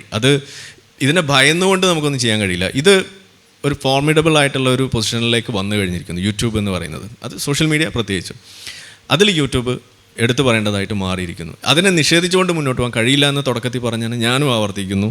ഇനി എങ്ങനെ അത് മികച്ചതാക്കാം, ഈ പറഞ്ഞ മിസ്ഇൻഫർമേഷൻ, ഡിസ്ഇൻഫർമേഷൻ, അതുപോലെ echo chamber creation, brain rot, ഇതുപോലുള്ള പ്രശ്നങ്ങളെയൊക്കെ ഇങ്ങനെ ലിമിറ്റ് ചെയ്തുകൊണ്ട് അതെങ്ങനെ നമുക്ക് മുൻകൂട്ടി കണ്ടുകൊണ്ട് അത് കൺസെപ്ഷൻ നടത്തുന്ന ആളായാലും ശരി, അത് വീഡിയോ ക്രിയേറ്റ് ചെയ്യുന്ന ആളുകളായാലും ശരി. ഇപ്പം എന്നെക്കുറിച്ചൊക്കെ പറയുന്നത് നമ്മളെപ്പോഴും ഒരു സാധനത്തെക്കുറിച്ച് മാത്രം പറയുന്നു എന്നുള്ളത്. അതിൻ്റെ കാരണം, നിങ്ങൾക്ക് അങ്ങനെ തോന്നുന്നതിൻ്റെ കാരണം എന്ന് പറയുന്നത്, ഒന്ന് നമ്മൾ ഏർപ്പെടുന്ന മേഖല ഒന്നാണ്. നമ്മളൊരു നീഷ് ഏരിയ ക്രിയേറ്റ് ചെയ്തിട്ടാണ് പോയിക്കൊണ്ടിരിക്കുന്നത്. അത് ഈ പറയുന്ന ഈ ഇസ്ലാമിക് ടെറർ ഒരു ഗ്ലോബൽ പിക്ചറിൽ നമ്മൾ കാര്യങ്ങൾ ചെയ്തു പോകുന്നതുകൊണ്ടാണ് അതങ്ങനെ വരുന്നത്. അത് നമുക്കൊരു ഗ്ലോബൽ പിക്ചറിലേ നമുക്കതിനെ പറയാൻ പറ്റുള്ളൂ. അതിൻ്റെ ആ കണക്കുകളുടെ അടിസ്ഥാനത്തിൽ സ്റ്റാറ്റിസ്റ്റിക്സ് വെച്ചുകൊണ്ടേ നമുക്ക് ചെയ്യാൻ പറ്റുള്ളൂ. അതിനപ്പുറത്തേക്ക് വന്നാൽ നമുക്കത് പറയാം. അതല്ലാതെ ഈ സംഗതിയെ പരിഹരിച്ച് മുന്നോട്ട് പോകാനുള്ള വഴികൾ വേറെയും ഉള്ളത്. അത് നമ്മൾ പരിഗണിച്ച് മുന്നോട്ട് പോകുകയാണെന്നുണ്ടെങ്കിൽ ഇത് നമ്മളെ ബാധിക്കാതെ ഒരു ഹെൽത്തി ആയിട്ടുള്ള ഒരു മാധ്യമ ഒരു സംസ്കാരം ഇതുവരെ ഇല്ലാത്തത്, പ്രത്യേകിച്ച് ഇവിടെ പറഞ്ഞു അന്ധവിശ്വാസങ്ങളെ പ്രോത്സാഹിപ്പിക്കുന്ന മാധ്യമങ്ങൾ, ഇവിടുത്തെ മെയിൻ സ്ട്രീം മാധ്യമം. ഞാൻ വേറെ ഒരു ചാനൽ ഇതേപോലെ, അതുകൊണ്ട് പറഞ്ഞ് നിർത്താം. അവരൊരു അഭിമുഖം പറഞ്ഞു, അവിടെ ചെന്നു, യൂട്യൂബ് ചാനലാണ്. അങ്ങനെ അവിടെ ചെന്നു, അത് സംസാരിച്ച് കഴിഞ്ഞപ്പോൾ എല്ലാം കഴിഞ്ഞു, ശാസ്ത്രത്തെക്കുറിച്ചും എല്ലാ സാധനമൊക്കെ പറഞ്ഞു. അങ്ങനെ വീഡിയോ വന്നു കഴിഞ്ഞപ്പോൾ അവരുടെ ചാനലിൽ യൂട്യൂബിൻ്റെ പരസ്യമല്ലാതെ വേറൊരു പരസ്യം കയറ്റിവിടാറുണ്ട്. ആ പരസ്യം ജ്യോതിഷത്തിൻ്റെ പരസ്യമായിരുന്നു. അപ്പോൾ ഞാൻ പറഞ്ഞു, ഇനി നിങ്ങൾക്ക് ഞാൻ ഇൻ്റർവ്യൂ തരില്ല, നിങ്ങളിതാണ് പണി ഒപ്പിച്ചത്, വളരെ മോശമായി പോയി എന്ന് പറഞ്ഞ് അവർ പിന്നെ വിളിച്ചപ്പോൾ ഞാൻ പോയില്ല. ഇതാണ് അവർ കുറേ മാപ്പൊക്കെ പറഞ്ഞു, ഒന്നും ചെയ്യാൻ കഴിയില്ല എന്നുള്ളതുകൊണ്ട് അവർ വെറുതെ വിട്ടു. അവരുടെ ഒരു രീതിയാണത്. അപ്പോൾ ഇത് അവരെന്തുകൊണ്ടാണ് അങ്ങനെ ചെയ്യുന്നത്? അവരുടെ ഇൻറ്റഗ്രിറ്റി ലെവൽ പ്രകാരം അവർക്കതൊരു വിഷയമേ അല്ല, അതുകൊണ്ടാണ്. അപ്പോൾ നമ്മളിപ്പോൾ അതൊക്കെ ചെക്ക് ചെയ്തിട്ടാണ് നമ്മളത് ചെയ്യാറുള്ളൂ. ചില ആളുകൾ വിളിക്കുമ്പോൾ, ഇൻ്റർവ്യൂവിന് വിളിക്കുമ്പോൾ നമ്മൾ പോവില്ല. കാരണം അവരെ നമുക്കറിയാം അവരെന്താ പറയുന്നത്, ഏത് രീതിയിലാണ് അവർ ചെയ്യുന്നത് എന്ന് നോക്കിയിട്ടേ നമ്മൾ ചെയ്യാൻ പറ്റുന്നുള്ളൂ. കാരണം നമ്മൾ കൊടുക്കുന്ന ഒരു പിക്ചറുണ്ട് എന്താണ് എന്നുള്ളത്. ആ ഒരു ക്വാളിറ്റി നമുക്ക് മെയിൻറ്റെയിൻ ചെയ്യാൻ പറ്റണമല്ലോ, വേറെ ആരും ചെയ്തില്ലെങ്കിലും. അപ്പോൾ അതിൻ്റെ ഭാഗമായിട്ടാണ്. അപ്പോൾ അത് എല്ലാവർക്കും ബാധകമാണ്, കാണുന്നവർക്കും ബാധകമാണെന്ന് പറഞ്ഞുകൊണ്ട് തൽക്കാലം ഞാനത് നിർത്തുന്നു. Thank you. യൂട്യൂബിനെ ഒരു തരത്തിലും പേടിക്കേണ്ട എന്ന ഒരു അഭിപ്രായമാണ് ആരിഫ് നമ്മളോട് പങ്കുവച്ചത്. നമുക്കറിയാവുന്ന പോലെ തന്നെ ഒന്നും മറച്ചു വയ്ക്കാൻ ഈ കാലത്ത് കഴിയില്ല, സമ്മതിക്കില്ല. അതാണ് ഇപ്പോഴത്തെ ഒരു ടെക്നോളജി. ആരും എന്തെങ്കിലും മറയ്ക്കാമെന്ന് കരുതണ്ട. ഒരാൾ മറച്ചു വെച്ചാലും വേറെ ആരെങ്കിലുമൊക്കെ പറഞ്ഞിരിക്കും. ആ അർത്ഥത്തിലാണ്, സുതാര്യതയുമായി ബന്ധപ്പെട്ടുള്ള ഒരർത്ഥത്തിലാണ് നമ്മളതിനെ ഡെമോക്രസിയായിട്ട് ബന്ധിപ്പിക്കുന്നത്. പക്ഷേ ഈ ട്രൂത്ത് കണ്ടൻറ്റ് ഒരു വലിയ വിഷയമാണ്. ആരും ചെക്ക് ചെയ്യാനില്ല എന്നുള്ളൊരവസ്ഥ. അതിന് ആരിഫ് പറഞ്ഞ ചില ബദൽ നിർദ്ദേശങ്ങൾ, ഇപ്പോൾ തൽക്കാലം എക്സലുള്ളത്, എക്സലല്ലേ എക്സലുള്ള നിർദ്ദേശങ്ങൾ. പക്ഷെ അതിനേക്കാൾ ഉപരി നമുക്ക് കാണാൻ കഴിയുന്നത് ഫോൾസായിട്ട് വരുന്ന ഇൻഫർമേഷനുകൾ പൊടുന്നതിന് ആളുകൾ ഏറ്റെടുത്തിട്ട് കലാപങ്ങൾ ഉണ്ടാക്കുന്ന ഒരു സിറ്റുവേഷൻ ഉണ്ട്. അതിൻ്റെ പേരിൽ ഇതിനെ നിയന്ത്രിക്കണം, നിരോധിക്കണം എന്ന് പറയുന്നില്ലെങ്കിൽ തന്നെ നിയന്ത്രിക്കണം എന്നൊക്കെ പറയുന്ന ഒരു അഭിപ്രായം ഷാജൻ മുന്നോട്ട് വയ്ക്കുകയൊക്കെ ഉണ്ടായി. പക്ഷെ എനിക്ക് തോന്നുന്നത് കുറേ കൂടി ഉത്തരവാദിത്തത്തിൽ കാണാൻ ആളുകളെ പഠിപ്പിക്കുകയാണ് വേണ്ടതെന്നുള്ളതാണ് തോന്നുന്നത്. ഈ സാധനങ്ങൾ ഇത് വരുമ്പോൾ ഇന്നത്തെ കാലത്ത് ഒരു ഇൻഫർമേഷൻ വരുമ്പോൾ അത് ഫോൾസ് ആണോ എന്ന് അറിയാൻ ഇന്ന് മാർഗങ്ങളുണ്ട്. നമ്മളത് പഠിപ്പിക്കേണ്ടതാണ്. നമ്മൾ കുട്ടികളെ ഇത് കാണരുതെന്നല്ല എനിക്ക് പറയേണ്ടത്, അല്ലെങ്കിൽ നമ്മുടെ ആളുകളോട് ഇത് എപ്പോഴും നീ അത് നോക്കിയിരിക്കരുതെന്ന അല്ല പറയേണ്ടത്. ഇത് കാണാനുള്ള മെത്തേഡ് എഡ്യൂക്കേറ്റ് ചെയ്യുക വേണ്ടത്. അവർക്ക് ഈസി ആയിട്ട് മനസ്സിലാക്കാനുള്ള സെർച്ച് എഞ്ചിൻസ് ഇഷ്ടം പോലില്ലേ. വെറുതെ അപ്പുറത്തെ ആ സ്ക്രീൻ അങ്ങോട്ട് മാറ്റിയിട്ടിട്ട് അതിങ്ങനെ ചുണ്ണാമ്പ് തോണ്ടി മാറ്റി, അല്ലേ? ചുണ്ണാമ്പ് തോണ്ട, അത് ഇവിടെ പ്രയോഗ അല്ലേ? അപ്പോൾ ഈ ചുണ്ണാമ്പ് തോണ്ടലൊന്ന് മാറ്റി നമ്മൾ ഗൂഗിൾ എടുത്തിട്ട് സെർച്ച് ചെയ്ത് കഴിഞ്ഞാലോ, അല്ലെങ്കിൽ ഇപ്പോൾ ഗ്രോക്കോ ചാറ്റ് GPT ഏത് വേണമെങ്കിലും നോക്കാമല്ലോ, ഡീപ് സീക്ക് അതൊക്കെ ഉണ്ട് ഇപ്പോൾ. അപ്പോൾ ഈസി ആയിട്ട് ആളുകളോട് പറയുക, നിങ്ങൾ ഇത്തരം വാർത്തകൾ കേൾക്കുമ്പോൾ ഇത് ശരിയാണോ എന്ന് നോക്കുക. അപ്പോൾ ഇത് വാട്സപ്പ് യൂണിവേഴ്സിറ്റിയിൽ വരുന്ന സംഭവങ്ങൾ കലാപങ്ങളിലേക്ക് വരെ എത്തിക്കുന്നു. അതിനേക്കാളുപരി തന്നെ നമ്മളുടെ മനുഷ്യരെ തമ്മിൽ മതപരമായി ജാതിപരമായിട്ട് വേർതിരിക്കുന്നു, സാഹോദര്യത്തെ അവസാനിപ്പിക്കുന്നു എന്നുള്ളതൊരു വലിയ വിഷയമാണ്. അതിന് പരിഹാരം ഒരിക്കലും ഒരു തരത്തിലുള്ള നിരോധനവുമല്ല, നിയന്ത്രണവുമല്ല എന്നാണ് എൻ്റെ അഭിപ്രായം. അങ്ങനെയാണെങ്കിൽ അടിയന്തരാവസ്ഥ ശരിയായിരുന്നു എന്ന് നമ്മൾ പറയേണ്ടി വരും. ഒരു സ്വാതന്ത്ര്യം കിട്ടിയപ്പോൾ അത് ദുരുപയോഗിച്ചു, അതുകൊണ്ട് നമ്മൾ നിയന്ത്രിക്കുന്നു എന്ന് പറയുന്ന പോലെ ഇരിക്കും. ഇതെനിക്ക് തോന്നുന്നത് അത്ര ഭീഷണിപ്പെടുത്തേണ്ട ഒരു നമ്മൾ ഭയപ്പെടേണ്ട ഒരു വലിയ വിഷയമൊന്നുമില്ല. ലുഡിറ്റുകൾ എന്ന് പറയുന്ന ഒരു വിഭാഗം തന്നെ യൂറോപ്പിലുണ്ടായിരുന്നു. യന്ത്രങ്ങൾ വന്ന കാലത്ത് അതിനെ എതിർക്കുകയും യന്ത്രങ്ങൾ സ്ഥാപിച്ച സ്ഥലങ്ങളിൽ പോയി അത് തല്ലിപ്പൊളിക്കുകയും ചെയ്യുന്ന ഒരു വിഭാഗം. അതിന് ഈ ലുഡിറ്റുകൾ എന്ന് നമ്മൾ ചരിത്രത്തിൽ പഠിക്കുന്നത്. ഈ ലുഡിറ്റുകളുടെ സ്വഭാവമാണ് ഇവിടെ കമ്പ്യൂട്ടർ തിന്ന ഭഗൻ എന്ന ഒരു പുസ്തക ലഘുലേഖയൊക്കെ ഇറങ്ങാൻ കാരണമാണ്. കമ്പ്യൂട്ടർ വന്നപ്പോൾ ഭയമായിരുന്നു. ഇത് നമ്മുടെ സമൂഹത്തിൽ എല്ലാ കാലത്തും ഇങ്ങനെ ഉണ്ടാവും. പുതിയത് വരുമ്പോൾ ഈ ഉള്ളൊരു ഭയം ആളുകൾക്ക് ഉണ്ടാവും. അപ്പോൾ കൂടുതൽ ഉത്തരവാദിത്വമാണ് അതിൽ വേണ്ടതെന്ന് എൻ്റെ ഒരു അഭിപ്രായം കൂടി ഇതിൻ്റെ ഒപ്പം പറഞ്ഞുകൊണ്ട് കുറച്ച് യൂട്യൂബുമായി ബന്ധപ്പെട്ട് അതിൻ്റെ കുറച്ച് സാങ്കേതികമായ കാര്യങ്ങൾ സംസാരിക്കുന്നതിന് വേണ്ടി ചിപ്പ് എഞ്ചിനീയറായ രമേശ് രാജശേഖരനെ സ്നേഹപൂർവ്വം ക്ഷണിക്കുന്നു. എല്ലാവർക്കും നമസ്കാരം. എൻ്റെ പേര് രമേശ്. ഞാനൊരു രാഷ്ട്രീയ നിരീക്ഷകനല്ല, ഒരു യൂട്യൂബറും അല്ല, ഇൻഫ്ലുവൻസറും ഒന്നുമല്ല. പിന്നെ തനിക്ക് എന്താ ഇവിടെ കാര്യമെന്ന് ചോദിച്ചു കഴിഞ്ഞാൽ ഈ സാധനമൊക്കെ ഉണ്ടാക്കാൻ ആരെങ്കിലും വേണ്ടേ? അപ്പോൾ അതുപോലെ ഞാനൊരു എൻജിനീയറാണ്. എന്നെപ്പോലുള്ള മുമ്പുണ്ടായിരുന്ന കുറച്ച് എൻജിനീയേഴ്സ് വൈകുന്നേരങ്ങളിലിരുന്ന് ആലോചിച്ച് ഉണ്ടാക്കിയൊരു സാധനമായിരുന്നു യൂട്യൂബ്. അത് ഇത്രത്തോളം ഇത്ര വലിയൊരു സാധനമാവുമെന്ന് അവർ പോലും ഒരു പക്ഷേ ചിന്തിച്ചിട്ടുണ്ടാവില്ല. അതിൻ്റെ ഒരു ചെറിയ, ഞാൻ അധികം നേരം സംസാരിക്കുന്നില്ല, അതിൻ്റെ ചെറിയ കഥ ഓൾറെഡി പറഞ്ഞിട്ടുണ്ട് ആരാണിത് ഉണ്ടാക്കിയത്. അപ്പോൾ ഒരു 3 സുഹൃത്തുക്കൾ പേയ്പാൽ എന്ന് പറയുന്ന നമ്മുടെ ഇപ്പോഴത്തെ ഗൂഗിൾ പേയുടെയൊക്കെ മുത്തച്ഛൻ എന്നൊക്കെ വേണേൽ പറയാം, ഈ ഡിജിറ്റൽ മണി ട്രാൻസ്ഫോമിൽ എലോൺ മസ്ക് പിന്നീട് അത് വാങ്ങുകയൊക്കെ ഉണ്ടായി. അപ്പോൾ പേയ്പാലിൽ നിന്ന് രാജിവെച്ച 2-3 പേര്, അതിലൊരാൾക്ക് പ്രത്യേകിച്ച് വീഡിയോ ഷെയർ ചെയ്യാൻ, അതായത് തമ്മിലുള്ള നിങ്ങൾ സുഹൃത്തുക്കളുടെ വീഡിയോ ഷെയർ ചെയ്യാൻ ഒരു വഴിയില്ല. അദ്ദേഹം ശരിക്കും ഇൻ്റർനെറ്റിൽ കയറി അന്നേരം അന്വേഷിച്ചത് ഈ ഒരു നമ്മുടെ മൈക്കിൾ ജാക്സൻ്റെ സഹോദരിയുടെ ഒരു പെർഫോമൻസിന് വീഡിയോ ആയിരുന്നു. എത്ര തപ്പിട്ടും അത് കിട്ടിയില്ല. അപ്പോൾ ഇതൊരു വലിയൊരു കുഴപ്പമാണത്. ഇപ്പോഴും ഇൻ്റർനെറ്റിൽ വീഡിയോകൾ തിരഞ്ഞു പിടിക്കാൻ ബുദ്ധിമുട്ടാണെന്ന് അവർക്ക് മനസ്സിലാവുകയും അവരതിനു വേണ്ടി ഒരു ചെറിയ ശ്രമം നടത്തുകയും ചെയ്തതാണ് യൂട്യൂബിൻ്റെ തുടക്കം എന്ന് പറയുന്നത്. ഇത് 2005 നമ്മൾ ഏകദേശം ഇപ്പം 20 വർഷമായി, 20ാമത്തെ വാർഷികമാണ്. ഇത് അവർ ഒരു ഫെബ്രുവരിയിൽ ഉണ്ടാക്കി 2005. എന്നിട്ട് മീ ഇൻ ദ സൂ എന്ന് പറയുന്ന ഒരു ചെറിയൊരു വീഡിയോ ഇദ്ദേഹം അപ്ലോഡ് ചെയ്യുകയും, പക്ഷേ അത് കഴിഞ്ഞിട്ട് ഇവർ പ്രതീക്ഷിക്കുന്നതിനേക്കാളും വേഗത്തിലാണ് ഇത് വളർന്നത്. കാരണം ഞാൻ നേരത്തെ പറഞ്ഞതുപോലെ ഒരു വീഡിയോ ലൈബ്രറി അതുവരെ ഇൻ്റർനെറ്റിൽ അത്ര യൂസർ ഫ്രണ്ട്ലി ആയിട്ടില്ലായിരുന്നു. അപ്പോൾ 1 വർഷം കഴിഞ്ഞു, ഏകദേശം തൊട്ടടുത്ത വർഷമായപ്പോൾ തന്നെ ഇതിൻ്റെ പൊട്ടൻഷ്യൽ മനസ്സിലാക്കിക്കൊണ്ട് ഗൂഗിള് അതിനെ അപ്രോച്ച് ചെയ്യുകയും ഒരു 100 കോടിക്ക് മുകളിൽ ഉള്ള സംഖ്യയ്ക്ക് ഈ ഒരു ചെറിയ ഒരു പ്ലാറ്റ്ഫോം വാങ്ങുകയും ചെയ്തു. പിന്നീട് നമ്മൾ ഓരോ വർഷത്തിലും കാണുന്ന യൂട്യൂബിൻ്റെ ഓരോ തരത്തിലുള്ള സാങ്കേതികപരമായിട്ടുള്ള വിപ്ലവങ്ങളാണ്. അത് എപ്പോഴും ടെക്നിക്കലി അല്ല, പക്ഷേ അവരുടെ സ്ട്രാറ്റജിക്കലി ഉള്ളതാണ്. ഇപ്പോൾ നിങ്ങൾ വിചാരിക്കുന്ന ഒരു വീഡിയോ ലൈബ്രറി ഉണ്ടാക്കി വെച്ചു, കുറേ വീഡിയോ ഇട്ടു, അത് പിന്നെന്താ ആൾക്കാർ കുറച്ച് പേര് കാണും, പിന്നെ അതിനൊക്കെ ഒരു എന്താ പറയുക, ഒരു പരിധിയുണ്ട് പോകുന്നതിന് എന്നുണ്ടല്ലോ. പക്ഷേ ഇത് കാലാകാലങ്ങളായിട്ട് ഇവർ ചെറിയ സ്ട്രാറ്റജികൾ മാറ്റി ഈ കണ്ടൻറ് ഉണ്ടാക്കുന്നവർക്കും പ്രയോജനമുള്ള രീതിയിൽ ഇതിനെ മുന്നോട്ട് അത് പ്രത്യേകിച്ച് ഗൂഗിളാണത് ചെയ്തത്. അപ്പോൾ നിങ്ങൾക്ക് നോക്കിയാൽ ഒരു വർഷം കഴിഞ്ഞൊരു 2006-2007 ആയപ്പോഴത്തേക്കാണ് മോണിറ്റൈസേഷൻ എന്ന് പറയുന്ന ഒരു പരിപാടിയിലേക്ക്, അല്ലെങ്കിൽ പാർട്ട്ണർഷിപ്പ് അതുപോലൊരു പരിപാടിയിലേക്ക് യൂട്യൂബ് കടന്നത്. അത് വന്നതോടുകൂടി നിങ്ങൾക്ക് സ്വന്തമായ ഒരു വീഡിയോ അപ്ലോഡ് ചെയ്യുക മാത്രമല്ല അതിലൂടെ പണം കൂടെ കണ്ടെത്താം എന്നുള്ള നിലയിലേക്കൂടെ വളർന്നു. അപ്പോൾ അത് അടുത്ത സ്റ്റെപ്പിലേക്ക് കടന്നു. അത് കഴിഞ്ഞിട്ട് പിന്നീട് നമുക്കറിയാം പല തരത്തിലുള്ള വിപ്ലവങ്ങൾ യൂട്യൂബിലേക്ക് വന്നിട്ടുണ്ട്. 2010 കൂടിയൊക്കെ യൂട്യൂബ് അതിൻ്റെ പീക്കിലും എത്തിയതായിട്ട് നമുക്ക് കാണാം. യൂട്യൂബ് എന്താണ്, ഇപ്പോൾ നമ്മുടെ വിഷയം എന്ന് പറഞ്ഞാൽ യൂട്യൂബിന് മുമ്പും പിമ്പും എന്നുള്ളതാണ്. യൂട്യൂബ് എന്താണ് സമൂഹത്തിൽ കൊണ്ടുവന്നത്? ശരിക്കും യൂട്യൂബിന് മുമ്പ് ഒരു സാധാരണക്കാരന് ഒന്ന് പ്രശസ്തനാവണമെങ്കിലോ ഒരു സെലിബ്രിറ്റി ആവണമെങ്കിലോ വലിയ പാടായിരുന്നു. ഒന്നുകിൽ അയാൾ ഒരു സിനിമാ നടനായിരിക്കണം, അല്ലെങ്കിൽ ഒരു മാധ്യമപ്രവർത്തകനായിരിക്കണം, അല്ലെ TV ചാനലിൽ ഏതെങ്കിലും. കാരണം അതുവരെ വീഡിയോ കണ്ടൻറ്റുകൾ എന്നൊക്കെ പറഞ്ഞാൽ TV ചാനലിനെ മാത്രം നമുക്ക് ആശ്രയിക്കേണ്ടി വരും. യൂട്യൂബ് വന്നതോടുകൂടി ഏത് സാധാരണക്കാരനും ഒരു സെലിബ്രിറ്റി ആകാം എന്നുള്ള നിലയിലേക്ക് വന്നു. അത് യൂട്യൂബിന് ശേഷമാണ് പുതിയ ചില വൊക്കാബുലറികൾ വരെ നമ്മുടെ ഡിക്ഷണറിയിലിട്ടൊക്കെ വന്നത്. അതായത് ഇൻഫ്ലുവൻസർ, വ്ളോഗർ, കണ്ടൻറ് ക്രിയേറ്റർ, പിന്നെന്താ പാർട്ട്ണർ, കുറേ സാധനം ഉണ്ട്, ഒരു 10-15 എണ്ണം ഉണ്ടാവും. ഇതൊക്കെ ഒരു പുതിയ വേർഡുകളും അതുമാത്രമല്ല ഒരു പുതിയ തൊഴിൽ മേഖല കൂടിയായി. അതുവരെ അങ്ങനെ ഒരു സാധ്യത പോലും ഇല്ലായിരുന്നു.